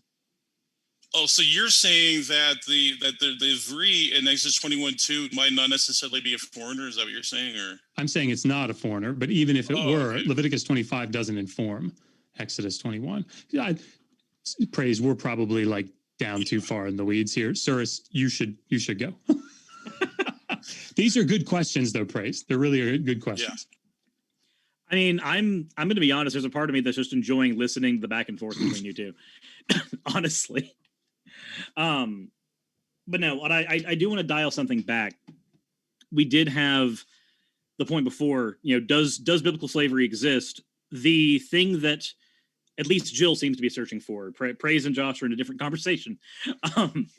But the thing that Jill seems to be searching for, and correct me if I'm wrong, Jill, but you are searching for specifically a taskmaster who, I mean, what are you defining as a taskmaster here? I mean, before I continue on. Boko Haram. So, okay, so I asked you to define, and you gave me a word. I'm looking for someone, a group, an individual, someone who is sanctioned by Scripture, by the God of the Bible, to kidnap innocent people, innocent civilians, and force them into servitude. That is the only definition of slavery today. If you have another, then it's not from today, it's from the ancient Near East, where they had more than one definition of slave. So we only ever kidnapped slaves? There were no slaves born in America? They are being kidnapped if they're being held against their will. That is a form of kidnapping. Legally, let me finish. Can I finish, please? Oh, by all means. Legally, if you confine someone, whether they are born there or not, if you confine someone in an area, whether they got there voluntarily or not, legally, that is kidnapping. Yes, I need you to demonstrate from the Scriptures that people are being rounded up and forced. Now, don't point to Deuteronomy 20. Dr. Josh tried that in the last debate. That's warfare. I don't need to see examples of warfare. You give me an example, then you give one. Well, not that kind. Warfare. Okay. Well, let's talk about war, since that's your only example in the Bible. Oh my God. Let's talk about war, since that's your only example in the scriptures. That's the only thing. Actually, there was another example brought here that wasn't war, and that was a child is born into a slave family. This child is Jill. A child being born. Jill. So by this logic, any child born in the antebellum South is perfectly scotch-free, and nothing bad ever happened. No, to them. Because their parents are there by force. Okay. Fine. How does this change? How does this change the reality for the? No, hold on. How does this change the reality for the child? If my parents, Your Honor, he wrote a book. I'm waiting for you to show some. But anyway, I'm asking. I'm answering. Your Honor, he wrote a book about. I haven't even. He wrote a book about his sexual exploitations, about how many women he slept with. Therefore, rape. What I need you to do is find a case in which people are forced, or in the case of a civil or a civilian, someone who is law-abiding, someone who was just sitting and minding their own business, and then the evil Israeli slave came. Now, if you want to point to war, we can talk about war. Can I ask a question?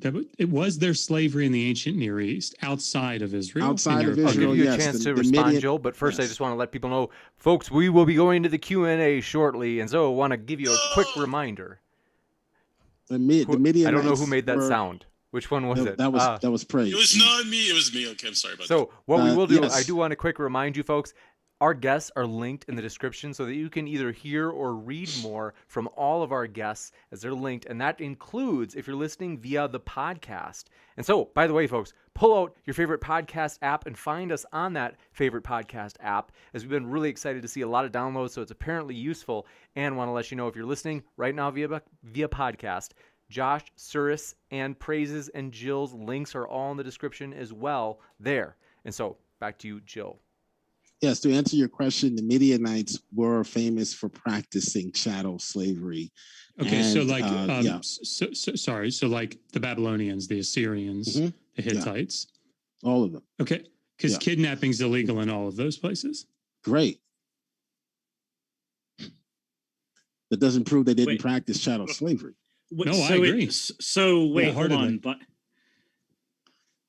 so the fact that the letter of the law did not support them kidnapping and therefore having chattel slaves because they were holding them against their will, the fact that the letter of the law did not state specifically that they couldn't, or for them it does nothing, but it's the entire argument if we're talking specifically about Israel. My argument is that if you were to do what happened to Joseph, let's say, if you were caught, even if that person had been sold to you, that's the stipulation you might be leaving out, that's not in the ancient Near Eastern law codes. If that person was found with you, you were put to death, even if you did not initially kidnap them. So what Joseph's brothers did to their brother would have been punishable by death under the Mosaic law, because they sold him against his will to the Midianites, who were willing to accept that type of or the Ishmaelites. Yeah. So that would have been punishable by death in the Old Testament or in the Mosaic law.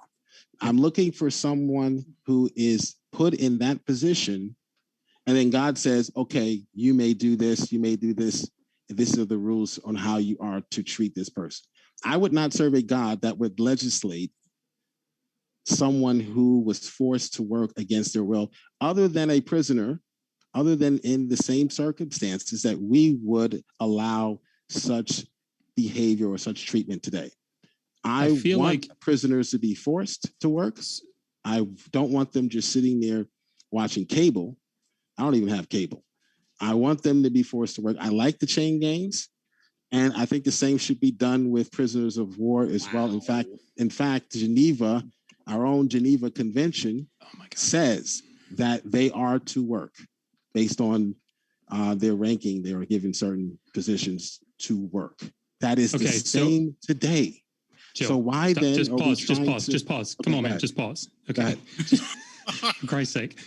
Look, I feel like this whole thing was sort of set up one way, and then you asked a different question. So you seem to be saying it's illegal to kidnap someone. Yes, everybody agrees. In the ancient Near East, it's illegal to kidnap. No, it is not illegal to kidnap someone if they owe money or if they That's not kidnapping criminals. Then. Like it's right. Exactly. Thank you for proving the point I'm making. Been trying to make for 3 hours. We don't. Well, that's why I asked. Jesus Christ, Jill, stop. We don't call it kidnapping today. We call it an arrest. Okay, I need you to stop so that I can finish what I'm saying because it's kind of important. So what I'm saying is what you're saying is illegal in the Hebrew Bible is illegal in the ancient Near East. That's why I asked you, do you think the Babylonians had slaves? Do you think the Assyrians had slaves? And you said yes. And I said, well, it's illegal to kidnap people there too. But you're not. That's what I'm saying. I think your definition of slavery. No, you're not listening. I'm talking about a civilian. I'm not talking about kidnapping a rapist. Yes, the government has the right to kidnap. Exactly. So what I need you to do is show in the scriptures that people are being rounded up for no reason whatsoever. They don't owe any money. They're not war combatants. Why would I try to demonstrate something before we go to Q&A? Because that would be our definition of slavery. That's your definition of slavery. No, that's our definition. All right, that's your definition of slavery. It's definitely not mine. Appreciate you guys. We are wanting to remind you folks that our guests are linked in the description so you can hear or read plenty more, as we are thrilled to have these guys, and we cannot thank them enough. It's been a true joy to have our guests, and so thank you guys again. By the way, I heard from Tom Jump. Oh, he got back to me. He said that he had slept through his alarm clock. He was taking a nap, and so Tom's okay, which we are obviously glad. I mean, my twin brother, I love Tom. And also, so if anybody is wondering, why is Tom on the thumbnail? Well, don't worry, we'll have him on soon. That was the goal tonight, but don't worry, we'll have him on soon, and I'll double remind him to, keep that alarm clock in order. So Dwayne Burke, thanks for your question, said Tom's chair has eaten Tom. Fortunately, that's not true. He's just fine. However, we'll make sure he brings the chair next time too. Mark Reed, thanks for your super chat, said, thanks for getting this to happen. Thanks also the debaters who are participating. This has been awesome. So thank you guys so much. I couldn't agree more, folks. Great talk. I appreciate Indeed. Dr. Josh too. It's been that was good. It's been absolutely. And then Robert Luscombe, thanks for your question, said, so this is Praise and Jill, if biblical slavery was just debt work off, then why was Moses sent to demand the freedom of all Hebrews from Egypt? Why would God consider debt repayment a bad thing and order Hebrews be freed from it? Who said the Israelites were in debt or debt slaves? Better say I actually could probably answer that one. He hasn't read the story. Because just to steal man Praise and Jill there, their argument is that within the context of Israel, these things were very different. So the fact that a different nation, Egypt, had a different conceptualization of slavery doesn't suddenly mean that there's an inconsistency here. You're not steel manning me, you're straw manning. How is that straw manning? Because you haven't read the story. Jill. Let's read the story first. And then critique it. 12 years in PCA. I've never read the story. Okay, not once, Jill. Don't worry. Okay, so really quick, Jill, and then just because we haven't heard from Praise in about an hour, but this will be 10 seconds. The Israelites were a vassal. Were under a vassalage situation with the Egyptians, meaning that's perfectly fine with God. That's perfectly fine with us today. Just read the Versailles Treaty. Perfectly fine with that. Germany was a vassal to the Allied powers. Versailles. Thank you. So at one point, if you read the darn narrative, meaning story, meaning there's a beginning, middle, end, right? Grade school. If you read the story, at one point, there was a new pharaoh who began to treat them harshly. He did not treat them as they should be treated, as a vassalage. That is when God says, let my people go. Read the whole story. We're going to jump to the next one. That can help you win arguments. We are going to the next one. Barry, thanks for your super sticker. Appreciate your support. And thanks for your, looks like a thermometer and someone being sick. It's a wrench. Dwayne Burke, thank you for that photo of a wrench. And Robert, Karag Nightwolf, good to see you again, says, why did the Hebrews give their servants a wife and let them produce children if they couldn't leave with them after the debts paid? I'd love to address that. So firstly, there was already provisions made for a male coming in with his wife. So that was already preset. So the problem is if there is a single male who did not have a wife, then the master would provide him a wife. But here's the thing, that there was, since he provided that, then he can't just let him go, because that would just I think infract upon his own service, his own work that he's using him for. So yes, they would be free to go after their contractual their contractual, whatever you want to call it, Agreement, yeah. 7-year agreement, yeah. All right, Dwayne Burke. Yeah. Pardon my Dwayne Burke. Thanks for your question of how can an omniscient God be morally wrong? Is that for us? Yes. Yeah, I wouldn't say that he could be. If the God definitionally and truly is omniscient, that doesn't necessarily mean he could be morally right or wrong. Gotcha. And omniscience just entails that they know all, not the nature of their actions. Yeah, I think I'm assuming more omni. You're assuming the triomni. Yeah, A triomni God, a truly triomni God, sure, but mere omniscience does not entail a moral ontology. You need all goodness as well for that. Gotcha. And Colin Dresser, thanks for your support. Says keep the conversation going. Apparently they enjoyed it. Super encouraged it, folks. Josh, Suris, Praise, and Jill. I have to tell you, people, a lot of positive feedback in the chat. They loved it, and so thank you guys. And Mr. Awesome. Lightning 20 says, should the slavery laws of Exodus 21 and or Deuteronomy 25 be enforced today? Jill and Praise. God and moral relativism don't mix. Thou shalt not own slaves, or yes? I'll answer that. Yes. And they still are enforced today. That's the point I was making for 3 hours. Yeah, adoption through manumission. Yep, I love it. We still I love have it today. Nothing has changed, although more sophisticated. Everything you see in scripture, which is where our just war theory comes from, some might say, everything you see in scripture going on is the case today, although be it more sophisticated. If you need more help with that, understanding that, come visit my channel and I'll explain further. Well said. Gotcha. And this one coming in from Joe Lafano. Thanks for your encouragement. Said, thank you guys so much. I couldn't agree. These guys are linked in the description. What are you waiting for? Cider and Port says, to the Christians, if slavery is excusable, based on a debt to be paid, what debt does a child born into slavery bear? His parents' debt. Right. So they work together.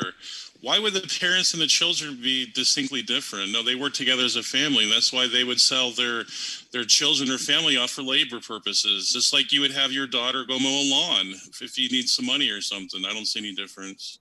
Gotcha. And Gabrielle K says, Dr. Josh, I love your Sumerian courses. Oh, awesome. I'm sorry that they're kind of dry. They were some of our first videos, but there's a book that goes with it that I think is better. Does this refer to Sumerian courses on Digital Hammurabi, the channel? Yeah, we have free video courses. Oh, To learn Sumerian. That channel is linked in the description, folks. And also, that book might be. Which book is that, Josh? It's Learn to Read Ancient Sumerian. It follows the videos, and we Oh. tried to price it so that it would be affordable. It's like $30. You got it. I'll add that in the description as well. Thanks very much. This one coming in from Karag Nightwolf says, don't we have due process now for war crimes or people that end up in jail? And are people working, paying off a debt to McDonald's or Walmart? Yeah, they are.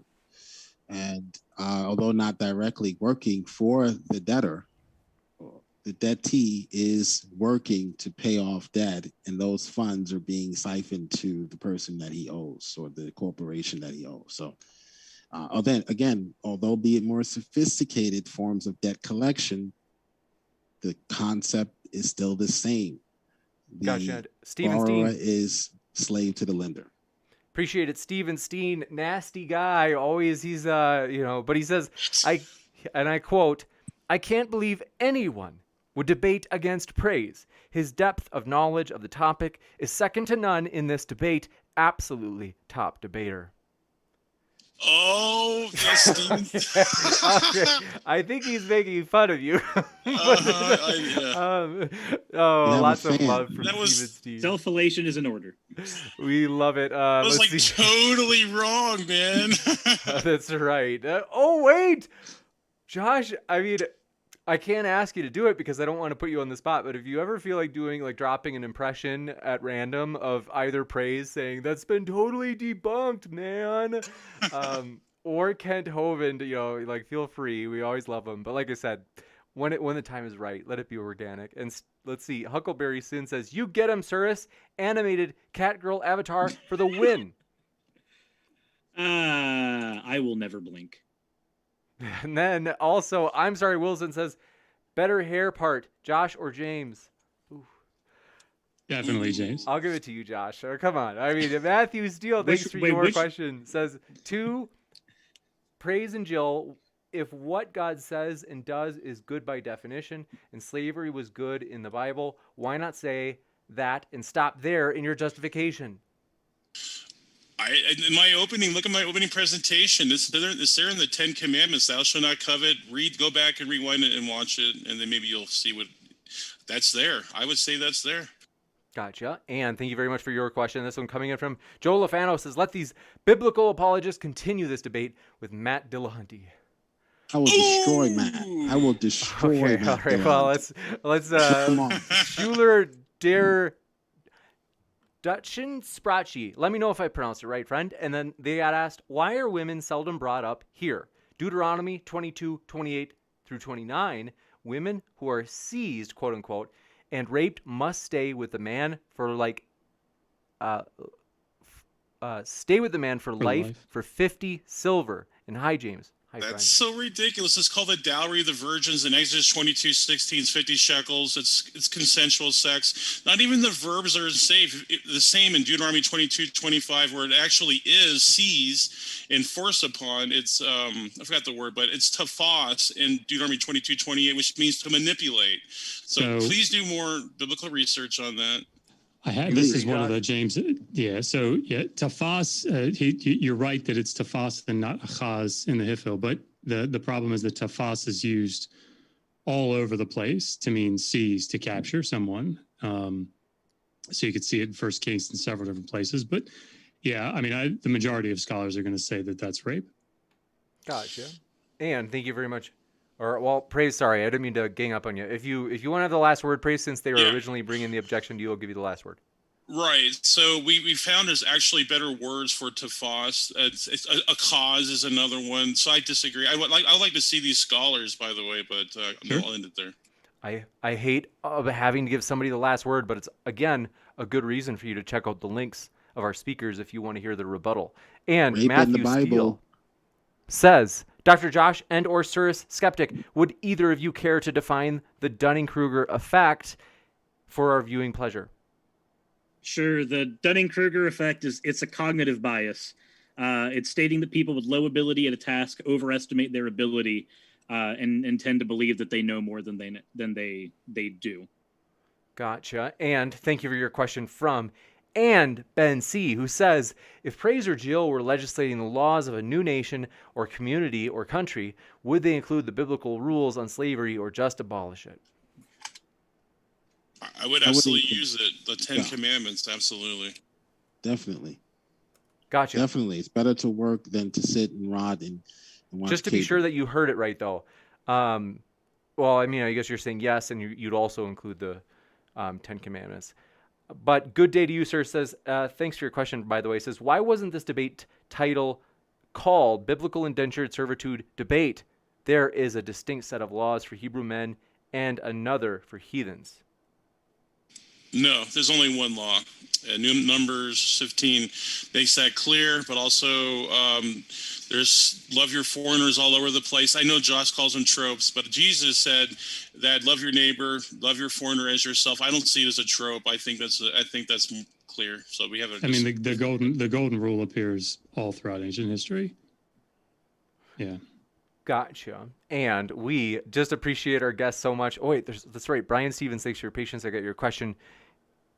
asked for Jill and Praise, if a foreign nation had conquered the Hebrews, would it have been okay to take their women into forced marriages? No. Gotcha. No.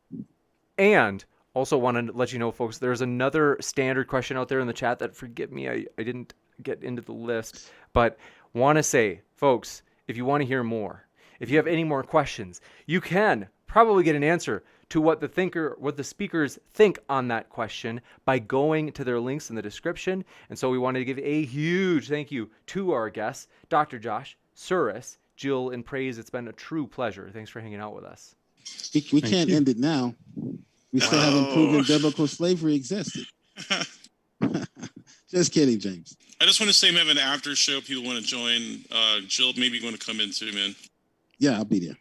Thanks for having me, James. Thanks, Dr. Josh. Thanks, Suris. Thank you, guys. My pleasure. Thank you, One guys. thing, forgive me. Cider and Port, I did miss yours. They said the only thing Jill can destroy. Okay, nasty guy. I could have sworn there was another one from Cider, though, that I missed. What was it? They said, oh,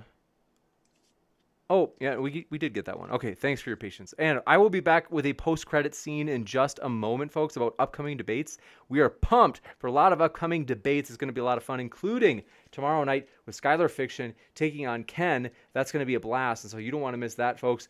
That's right here. And we will be back in just a moment, as I had mentioned, with that post-credit scene. Thanks, everybody, and thanks so much to our speakers. It's been a blast.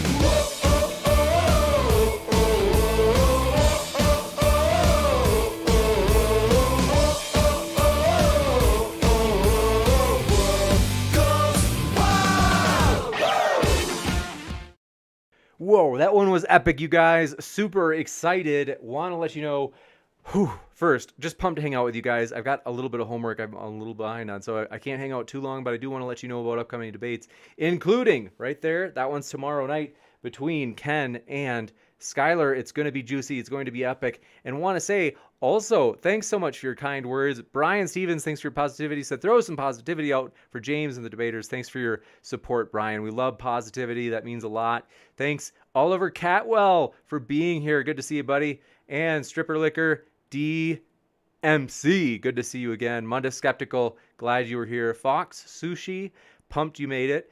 And is it pronounced Paul Nordahl? We are so glad to have you here, my dear friend. And Handsome Rick, good to see you. And yeah, we are pumped though, you guys. We have a lot of epic debates coming up. And also want to let you know we are so encouraged. Folks, if you have not yet, hit that subscribe button, as you don't want to miss some of these upcoming debates that we have. It's going to be epic. It's going to be juicy. I can tell you a controversial figure is coming back this Friday night. I can't say the name. I don't want to spoil the surprise, but it's going to be juicy. And we are also working on getting Tom Jump possibly... I'm figuring out when it would be. It might be Saturday, but that's still, I'm kind of figuring that out. I am so excited for these debates, though. And so, yes, do hit that subscribe button and click that notification bell. That way you will be notified every time we go live if you click all. And it'll have like the little picture around the bell. Like it'll show the little like sound waves. That's what you want to click. And that way, every time we go live, you will get a notification and you can be here live, as we really do enjoy having you here live with us. It's very fun. And yeah, we've got like some epic stuff that we're trying to set up, you guys, in terms of debates. I'm really encouraged and excited about this month. Like there's going to be a lot of fun ones. And so yes. Vinny Anderson, thanks for hanging out with us. Angelica Serenity, glad you're here. Lena, thanks for being with us. I see Jill is in the chat. Jill says, Jill and Praise win. Well, what do you know? And Zane Thunder, thanks for being with us, buddy. Luca, Medugno, thanks for being with us. My dear friend says, okay, good night, everybody. Take care, my friend. Sandy Pigeon, good to see you. Thanks for your support. And thanks for your kind words. Brittle said this seemed to go a lot better than the 2 weekend debates. Oh, yeah, you're right about that. The weekend, ooh, that was juicy, controversial. But yeah, Cider Report says, can't wait for the 22nd. Hopefully my first civil debate here. I agree, man. I think it's going to be a great time. And so we are pumped, and we just appreciate you guys. I love getting to say hi. Good to see you, Gutsick Gibbon, who says, epic. You're right about that, Erica. Epic, to say the least. And Janthelia Baggins says, thank you for all your effort in making this debate happen, James.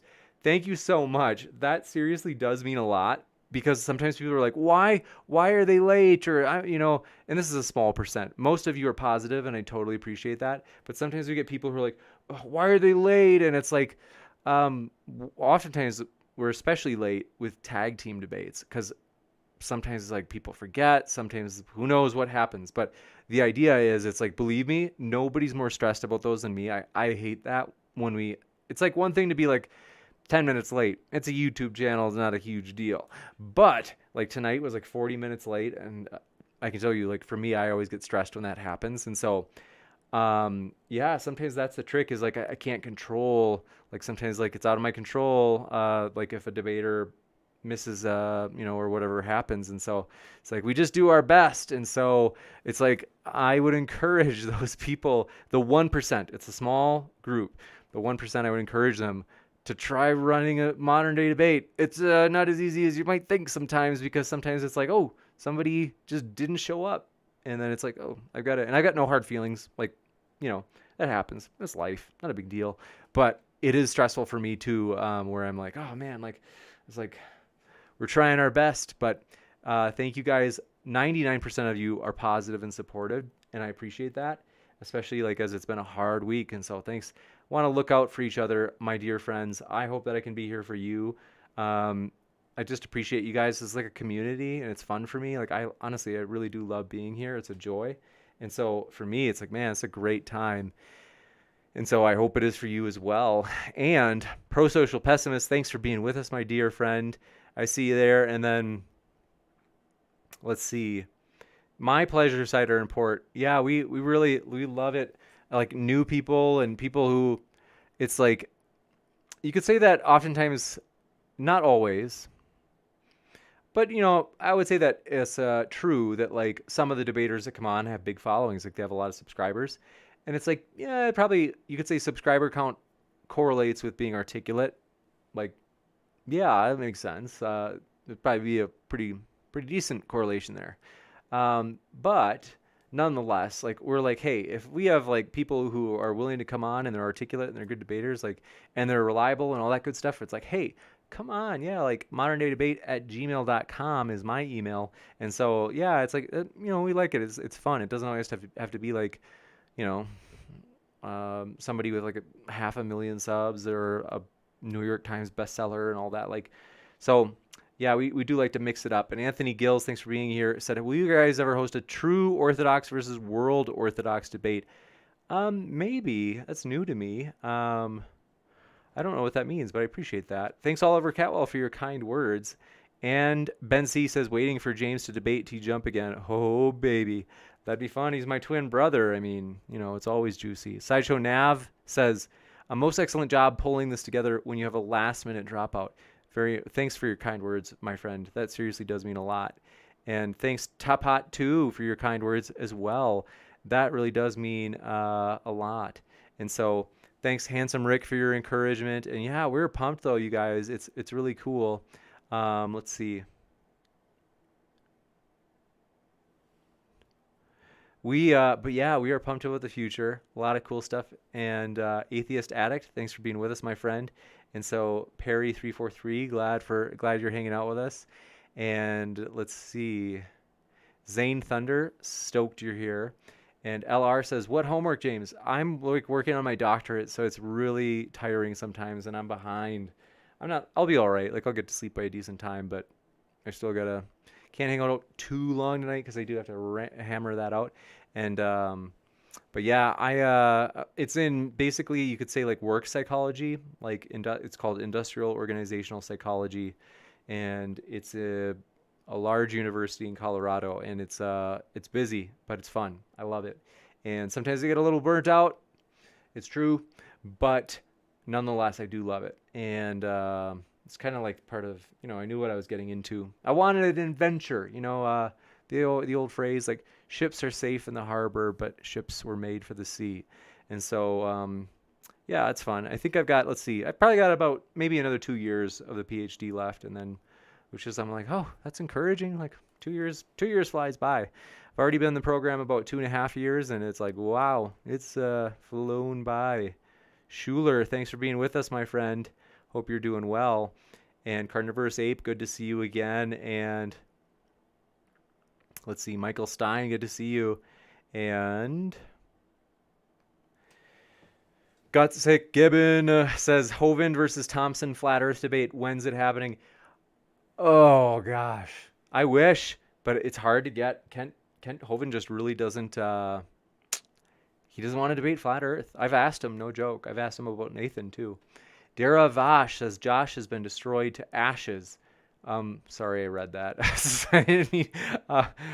think I did not mean to like read that on air. It was just, I'm just like reading without thinking. And so I'm not trying to be partisan in any way. We love Josh. We love all the speakers. And I'm not trying to take a stance with that. I just didn't realize what it said when I read it. Let's see. But yeah, thanks for your kind words, J. Mike. Appreciate that. That means a lot. Brittle, thanks for your kind words as well. And then Hannah Anderson, thanks for your kind words. Says, James, I miss most of this, but always a pleasure when Dr. Josh is around. He is a pleasure. Josh is really kind to step in for us today. Sandy Pigeon, I'm still working out the dissertation topic. Probably in the realm of like occupational health psychology and leadership in that context. I'm still figuring out the details though, because that's pretty vague. But Mark Reed, thanks for your kind words. I love your work, James. Thanks so much for coming through with this debate. It's been a blast. Thanks for your encouragement, man. That does mean a lot. Seriously. Oh yeah, and then Platium says, don't forget to join the Modern Day Debate Discord. Thank you so much for saying that, and thank you so much for running the Discord. As I am embarrassed to say, folks, I don't know how to run a Discord. I don't know how to play or use Discord. Leslie Flemons, thanks for being here, says hi. Glad you made it. And EndoXD, good to see you again, my dear friend. And yes, once in a while we're going to do some debates on Mondays. And Cider and Port, let's see. Yeah, I just love hanging out with you guys. I do appreciate you. You guys make my day happier just being here. It's fun. The more the merrier, my friends. And also, though, I am, let's see. Oh yeah. I'm so excited though. I think I've told this story a billion times, so forgive me for that. But I like dad jokes. Everyone's are welcome. Thanks for being with us, my friend. Good to see you again. J. Mike, thanks for your kind words again. That means a lot. And then Zane Thunder, thank you for my friend. That means a lot. And then, yeah, Brian Stevens, I agree. It would be an epic debate. Brian F says after show. I think Praise is doing one, Brian F. He had mentioned it, but he didn't give me the link. And Pro-social pessimist, I agree. Hovind would actually be a globe earther. So it would be quite the debate. Let's see. But yeah, let's see. That's right. Charlie Reed, Skylar versus Ken. That's going to be a lot of fun. I'm excited for it. And then Alexander Cooper said, wait, I missed it. What are you studying? Basically, Sideshow Nav, you're right. It is Go Rams indeed. You got it right. And let's see, Alexander Cooper, I basically like work psychology. So like, how do we motivate employees? What kind of personality tests or cognitive ability tests can we use to do good selection in terms of like who organizations hire? How do we prevent burnout? How do we, like, you name it, all of that stuff. And then Brooke Chavis, I'm open to that. Maybe in terms of like the denomination debates. It's just that a lot of people don't, a lot of the people here like aren't into theology, and so they're kind of like, and so we, what's the word? So I'm reluctant to do it. I don't know if it would engage that many in the audience. I don't know. We can see, but yeah, let's see. Basically, Perry343 says I got banned. Oh.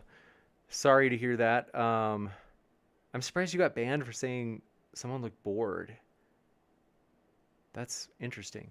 But yeah, let's see. Brian Stevens says, yes, I am stoked, you guys. And yeah, it was, oh man, it was, we've got so much snow here. It's nuts. It looks crazy. There's a lot of snow chilling out here right now because we had a blizzard over the weekend. Cider Report says, do people in your class or lectures recognize you or know about the channel? It's only happened once. At the end of a lecture, and one of my students came up and he said, he's like, oh, I was watching Vosh the other day and I saw you were the moderator for that debate. So technically he only recognized me because he saw me through like Vosh's like Zoom interface. But yeah, I think that's the only time it happened. But the funny thing is, like, there are like 2 stories recently that someone told me, like a friend. Like I think somebody, LR, no, I'm not on my dissertation yet, though I'm hoping to start that this fall. And so yeah, it'll be a beast of a challenge. But someone called me and they're like, yeah, I recommended Modern Day Debate to one of my friends, and they said that they had already watched it. They're like, oh, I already know about that channel. And I was like, oh, that's super encouraging. Thank you for letting me know that. I love that. And so, yeah, sorry I'm behind on chat, but Carnivorous Ape says, I'm still waiting for my second debate with G-Man. He challenged me and then blocked me. Sorry to hear that. And let's see. Okay, I'm almost caught up. Yeah, I'm still learning how to, let's see, do Discord. Thanks for your kind words, Dave Garr, saying, James, take a week off, seriously. I probably should. I kind of do. Sometimes I am a little tired. But yeah, please do hit that like button if you haven't already, as we are close, you guys. Is it close? Wow, it is close to 200, Tuss. You're right. Thanks for that support and reminding people in the chat. Tuss, that means a lot. And yeah, let's see. Yeah, you guys are funny. Synagogue. Oh, forgive me, brother. I forgot how to pronounce it. It's been a long day. I'm tired. Is that any debates coming that need a participant? Maybe. Let me get back to you on that. That like really could work. But yeah, that's a possibility for real. Like, shoot me a message if you want to remind me. We've got a lot we're setting up right now, and then. Oh, that's right. Carnivorous Ape is right that there's an after show at Praise's channel and it's linked in the description. His channel in particular is. And then Pro Social Pessimist says, I think incentives are a start with regard to motivation. I think most people value personal autonomy. You're right. Autonomy is a big deal. And there's the theory of self-determination basically emphasizes that autonomy, people's freedom on the job, really makes a difference in terms of them feeling more motivated. They don't feel as motivated when you start taking away their freedom. By the way, sometimes I think people wonder, why is James so like laid back about moderating? He's not like jumping in and controlling very often. That's why, no joke, is because self-determination theory would say that if the debaters are going to like be motivated and engaged and like into it, then they have to have their autonomy, and that's why I purposely like try to let them kind of do their thing, and it's pretty hands off. And so it's that we don't want to like force this control on it to where every debate has to be like so controlled and safe, and it's like great. But yeah, thank you guys. And then Boomeresque James says stripper liquor. You're right about that. And then Hannah Anderson, congrats to your daughter, says, my daughter is finishing up a master's in engineering, lots of work doing research, writing, and presenting papers. Oh, I believe it. Yes, I believe it. And Bible Burner says, James, thanks for giving us a place to vent. Thanks for that. Appreciate that, my friend. And thank you. I appreciate your support. As yeah, I'm pumped about the future, though, you guys. It's hard for me to emphasize that enough. This channel just encourages me. It makes me happy. DMC says, where do you teach? Let's see. I teach undergrads. I don't want to, assuming I think anybody who's still here is probably like a big, like pro modern day debate and like friendly person. So I teach at Colorado State University. And so it's like Fort Collins, which is about an hour north of Denver. And it's a big school. It's like, I went to Texas Tech and that was like about the same size. So it's like 30, maybe like, I don't know. It's at least 30,000 students, I'm pretty sure. It's a lot. I'm trying to think about, I think that this campus isn't quite as big as Texas Tech. now that I think about it. Because I remember, I don't know, it doesn't feel that way, but maybe it's just because I've had more time here to like learn it. But yeah, let's see. And Albert Bitcoin, thanks for being here, my AI friend. And then Master Optics, good to see you again. And then let's see. I can't remember.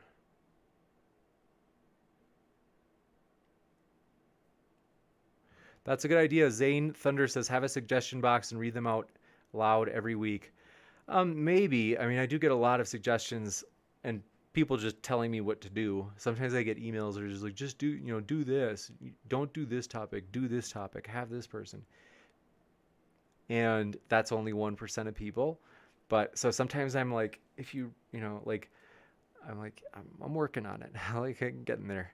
MIK says, hey, James, do you ever consider debating on your own channel? It's totally okay if you don't want to. I probably will again in the future. One, there are a couple of things in terms of why I don't usually. So you can find like old debates that I've had on the channel. So I've updated some like old in-person ones. And then you can see some like in the beginning where there's like, like Jared and Tom and then Chris. Like, so there were people like, you can find old debates of me if you search that are like super old. But what happened was, especially when the channel started having more controversial topics, I decided to be mostly a full-time, basically a full-time moderator in terms of my role in the channel, because in academia, sometimes you could get in trouble for being a part of these debates. And so as moderator, I kind of had this immunity or protection where there is one professor, for example, because you might be like, what are you talking about, James? There's a professor in my own department, and she tried, no joke, she tried to get like me in trouble. So she reported modern day debate to the dean. And I have no idea why. Like at that point, we hadn't even started having the controversial topics. It was like all creation evolution debates. That's like pretty much all we had. And for some reason, she still was like, look what James is doing. And the chair was like, well, what's he doing? What's wrong? Like, what is he doing that's bad? And so, yeah, it's like most people aren't like that, but there are some people in academia that are like kind of such that it's safer for me to be a moderator for now. So that's one of the reasons why. But the other thing, too, is like it's honestly so busy with a PhD. Wait. I mean, I could be wrong, and more power to her if she keeps crushing it. But are you still out there? Let's see. Let me check Erica. What is it? Got sick. There she is. Erica is already in grad school. I'll just say, like, it's busy in grad school, and I've gotten the doctorate, in my experience, is significantly more intense in terms of what's demanded of you. And that's even, and you're like, oh, James, like, how do you know? And it's like, I've gotten, like I've been to a lot of programs. And so I got like 2 master's degrees before coming here. And I can tell you that those masters, neither of them are as intense as the PhD. There's just a lot more. And so it's like, it's pretty freaking exhausting. Maybe it's different in other fields, but that's what I've experienced at least. Brian Stevens, thanks so much. Says 200 likes.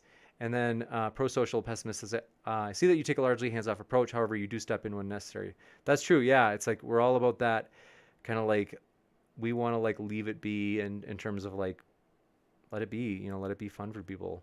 And we like that freedom. And so thanks to Alexander Cooper says, I like having your debates on while working on my thesis. Oh, that's cool. Congrats on your thesis. That's awesome. I'm glad for you. And then DMC says, guns up. That's right. Wreckham. I am, let's see, that's where I got my master's in philosophy, was Texas Tech, and I loved it. It was a lot of fun. EndoXD says, I want to debate some atheists. Well, you can email me at moderndaydebate@gmail.com. We are open to taking new people. Ideally, people have, what's the word I'm looking for? Past debate experience. The synagogue, are you saying you're close to me in Fort Collins? Thanks. Let's see. For your support, Bible Burner. Appreciate your kind words, and I love you too. And Danny3648, thanks so much, says, do what you love. I love moderating, though. You might be like, kind of like, oh, James, like, and it's true, like debating can be more fun, but I love moderating. Like I enjoy it, and it's safe while I get my PhD, because if I'm like, yeah, it's a way, it's like, hey, I'm not even debating, I'm just moderating. I'm trying to be a peacemaker here. And that's why I would say, yeah, we are excited about the future in terms of trying to bring people together from across different groups, Christian, atheist, Democrat, Republican, you name it, folks. We do hope you feel welcome. Seriously, we really do appreciate you just being with us. And the more the merrier, you know, gay, straight, black, white, you name it, folks. Trans, non-trans, whatever it is. We just appreciate you. And so thank you, everybody, for being here. Christian, Muslim, if you're a Trump supporter, if you're, you know, a Biden supporter, Biden backer, you know, we are glad you were here. And then DMC says, hit the like button, do it for James. Thanks for that, my friend. Appreciate that. That does mean a lot. And so, yeah, I would also say, my dear friend, I would highly encourage you. Carnivorous Ape says, praise is strutting around like a pigeon. That is seriously funny. But yeah, it's seriously, want to tell you, hey folks, if you have not tried us out on podcast, I would, Daniel Kasmer, that was a good pun. Everything in moderation. You're right. And wow, Alexander, that's a heck of a thesis, man. Holy smokes. 152 pages. That's crazy. Erica, you're going to do so well in the PhD. You're a machine. You're a conscientious machine that I just think you're going to do so well, and I'm excited for you. So congrats, Erica, on getting into her PhD program. So that's awesome, Erica. I'm really excited for you. I'm glad for you. And then let's see. Whew, I do appreciate you guys. And yeah, I want to, like I said, check us out on podcast. You guys, I am pumped that when I started putting us on the podcast, I was thinking like, ooh, is this going to work? Or are people going to think this is kind of dumb and not download it? But I've been so encouraged, as we are a neutral platform for debates on science, religion, and politics. And so do want to encourage you guys for real, check us out on your favorite podcast app, as we are excited. It's just been really cool that people have been downloading and people have been giving ratings. And so please do rate us. That helps. We do appreciate that if you are on the podcast app. And then also, last but not least, so sorry, Cletus34 says, do you read questions from Twitch? I'm so sorry. Twitch, I'm so slow to read questions from. Forgive me for that. I do check in on the Twitch, though. And we do have Twitch, folks. So I would just tell you guys that if you prefer Twitch over, what is it called? YouTube. So we're on Twitch. Oh, and that reminds me. Thanks, Denkono says, take care, chat and James, and have a good rest of the day. Thanks for that, my friend. We hope you hope you have a great rest of your day or night. And then, yeah, but I got to tell you guys that, thanks, Brooke, for your kind words. Seriously, love you too. That means a lot. And then, let's see. But yeah, I am pumped, you guys, as I want to tell you, if you happen to, thank you, Pro-Social Pessimist, for saying that I remain neutral. I try my best, and so it means a lot. But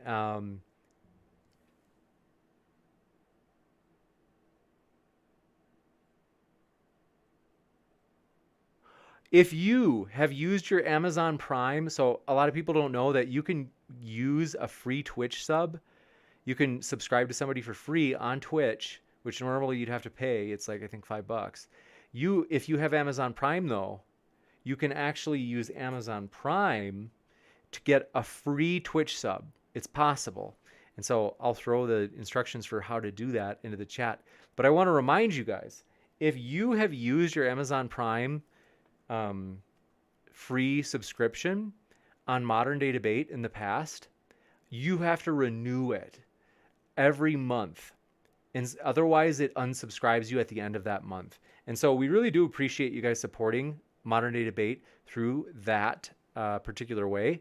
Namely, if you have Amazon Prime and you have that free Twitch sub that you can use, if you use it for Modern Day Debate, that definitely helps, and we really do thank you for that, and want to let you know, basically, if you use your Twitch Amazon Prime subscription, which no extra cost to you, like I said, the instructions for how to do that I put at the top of the chat right now. I pinned them at the top of the chat. You have to renew it every month, because otherwise what happens is Twitch basically erases or kind of unsubscribes you at the end of each month. And so do want to remind you, if you have done that in the past and it's been 30 days, please do go over to Twitch again and subscribe back to Modern Day Debate with that free Twitch subscription. As like I said, it's no extra cost to you, but it helps the channel. And Brian Stevens put it well. If we had, let's say, 100 people that were subscribed via Twitch, and you're like, well, how much is that? What is it per subscription? It's like, well, let me know, or let me tell you. Oh, that's right. Top Hot 2 said you should put that link in Twitch as well. And so, yeah, I will do that. So if you are on Twitch and you didn't know that, I put that link for how you can use your free Amazon Prime subscription for Modern Day Debate. And I just want you to know that, I can't remember what I was saying. Oh, we get $2.50 per subscription. So thanks, Miss Metal or Ms. Metal. Have a great night as well. Take care of yourself. We love you. Take care. And basically, if we had 100 people who were subscribed to us on Twitch, that's $250 a month. That's like at least a one-way flight for when we want to do in-person debates. That could cover a one-way flight for when we want to do in-person debates. And sometimes of the year, $250 is enough to cover a round trip. So that helps a lot. It really does add up, you guys. And so we do appreciate you guys supporting us that way. And I think right now we're on 20. Dave Langer asked. James Grobe, good to see you. Cletus34 says, thanks for addressing the question. Yeah, absolutely, my friend. And basically, Dave Langer, we've got 25 right now. So it's definitely been growing, which is awesome. And I would think there might be some people that I've got to give reminders and let them know during the stream, like, hey, if you're subscribed on Twitch, please resubscribe, because if it's with that Amazon Prime free Twitch sub, you have to renew it every month. Antipode Cereal, thanks for your super chat, man. Said miss the stream, or man, or whoever you are, man or non-man of any type. They said miss the stream today, but we'll listen later. The podcast rules. I hope it went well. Thanks for your kind words, Antipode Cereal. Seriously, thanks for that encouragement. That means a lot to me. I really do appreciate it, my friend. And so, but yeah, basically. Oh, Brooke Chavez says, I write down the renew date for Twitch so I don't forget. I do that too, because I've got Amazon Prime. And so I put it in my Google Calendar. I just remind myself, like, hey, you got to renew your Twitch sub with your Amazon Prime free Twitch sub. But yeah, Antipode Cereal, I do appreciate that support. You have no idea how much that means. Seriously. You guys, it really does mean a lot. You guys are huge, supportive, loving people. I just appreciate you guys are just so helpful, and that means a lot. Lorraine Drosophila, thanks so much. We hope you were said I left 90 Day Fiance to watch this. Thank you so much for watching. We're just glad you're here. So thanks for your support. Brad Faulkner, glad you're here with us, my dear friend. And Michael Cardwell, thanks so much for being with us. And yeah, you guys, I'm just I'm excited. I appreciate you guys. I love you guys. And yeah, so thank you guys for your support. And yeah, Brooke is right. You can also gift a subscription to someone on Twitch. Touche, you can do that. That supports the channel too. And last, thank you guys for all your support. Want to let you know, we do have Patreon. Like a lot of you, let me see if I don't know, it's linked in the description. Patreon.com/moderndaydebate. Let me see if this works. It's both linked in the description, and we also have Modern Day Debate on Patreon. And so do want to encourage you, my dear friends, if you want to join our Patreon, that is right here in the live chat. I just threw it in there. And so thank you for that. We do appreciate you guys. And so Dave Langer says you can do auto commands for your Twitch chat that will put out the message like every 30 minutes, for example. You just need to set it up. Oh, that's a great idea. I will do that. Dave Langer, man, that is super helpful. Seriously. Thank you so much for that. I got to write that down right now. So, but yeah, I'm pumped. Pumped. Thank you guys. You guys helped me through the hard days. You guys helped me through the hard times. Like, I'm dead serious about that. I didn't, let's see. I had a good friend last week pass away, and you guys have been so supportive, and that's meant so much to me. You have no idea. And this channel, I remember when I was going to do my first debate after it had happened, and I was thinking, I was like, am I ready for this? Like, cause I had been like seriously grieving, and I still, it's kind of comes in waves, but basically, being a moderator doing this has been super helpful. It's just kind of getting my mind off of the grieving and the kind of any sort of rumination and things like that. And so I love doing this. I love you guys. I appreciate your guys' support. Thank you for everything. And so it really does mean more than you know. And so I really hope you guys have a great rest of your night. I would encourage you, those loved ones that you have in your life, like I would highly recommend like reaching out and letting them know just how much you appreciate them. And I was on good terms with, like I wasn't in a fight or anything with the person who passed, but you can never really, it's one of those things that's very, very difficult to express love or appreciation too much with all the people that you have in your life. And so I highly encourage you. So thanks so much for your guys' kind words. Topot2 and Dave Langer and Brittle and Gutsick Gibbon, thanks for your kind words. And then let's see. Thank you very much, Brooke. And I appreciate that. So thanks for your kind words, you guys. Thanks for your love. It seriously means a lot. As I don't know, I'm hoping it'll change me in the sense that I want it to. Thanks, Danny, and thanks, Stripper Liquor, for your support. Thanks, James Grove, for your super chat. Appreciate it, buddy.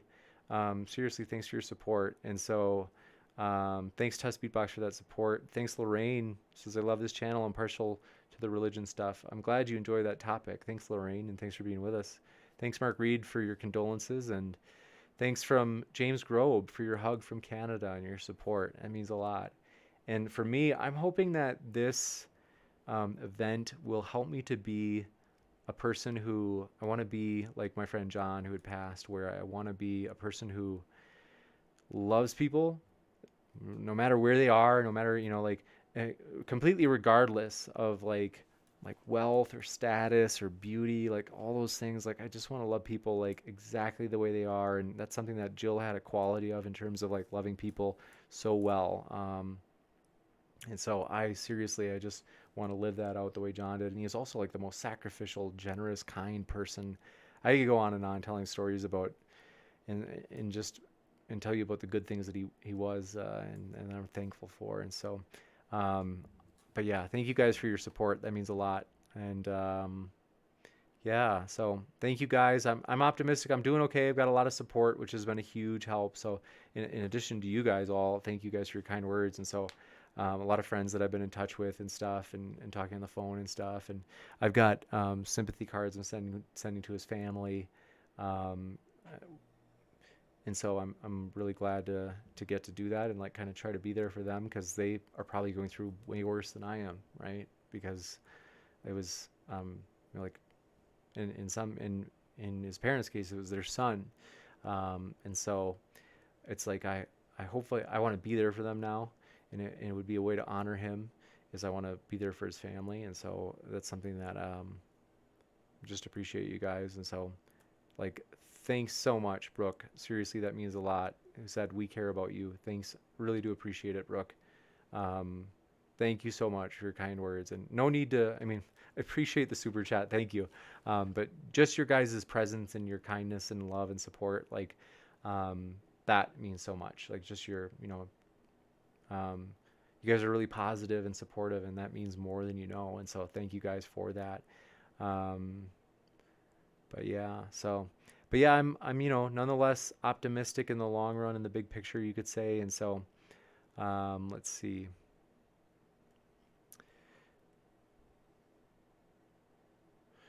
Dave Langer says, also, if you need help sometime setting up those commands on Twitch, just let me know. Shoot me an email. You should have it. Thanks, my friend. I appreciate that. Thanks. I like dad jokes. Everyone's are welcome. Thanks for your kind words.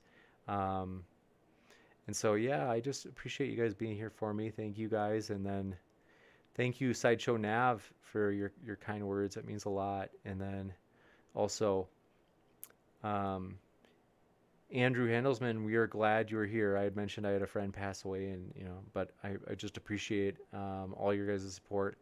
Thanks to Lorraine for your kind words, who said he sounds like a wonderful person. 100%. Thank you so much for saying that. And thanks Antipode Cereal for your kind words. But yeah, I've it's just thank you guys. And but yeah, I do appreciate that. And then let me just be sure I'm up to. Thanks, Danny3648. I was like reluctant, to be honest, to share it because I learned about it Wednesday, and I was still kind of reluctant because, one, I was like, am I able to talk about this? He used to watch this channel. He used to be a big supporter of the channel. His sister told me that he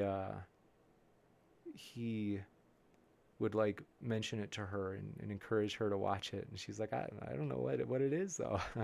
But so it was really kind of him, and so thank you guys. But yeah, let's see. But yeah, no problem, Andrew Handelsman. We're glad you're here. And then Doubting Tom, let's see. But yeah, I just Vandy says take care and be kind. I agree. Please do take care and be kind, my friends. And so we appreciate you guys, love you guys. And then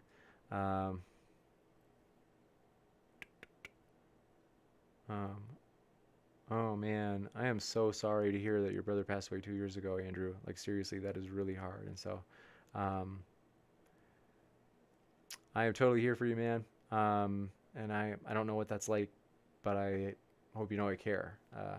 And so thanks for sharing that, so that I know that I'm not alone. And so but yeah, I love you guys. Thank you guys for everything. And I hope you have a great rest of your night. We will be back tomorrow. It's going to be fun. And thank you guys just for all of your kind words and support and everything you do. And so thank you. Keep sifting out the reasonable from the unreasonable. And then, yeah, we just appreciate you guys. I hate leaving. I know it's like I always say goodbye 10 times because I just like being here with you guys. And so thank you guys for making this fun. Appreciate you. And with that, keep sifting out the reasonable from the unreasonable. Everybody take care and have a great rest of your night, everybody. Love you guys.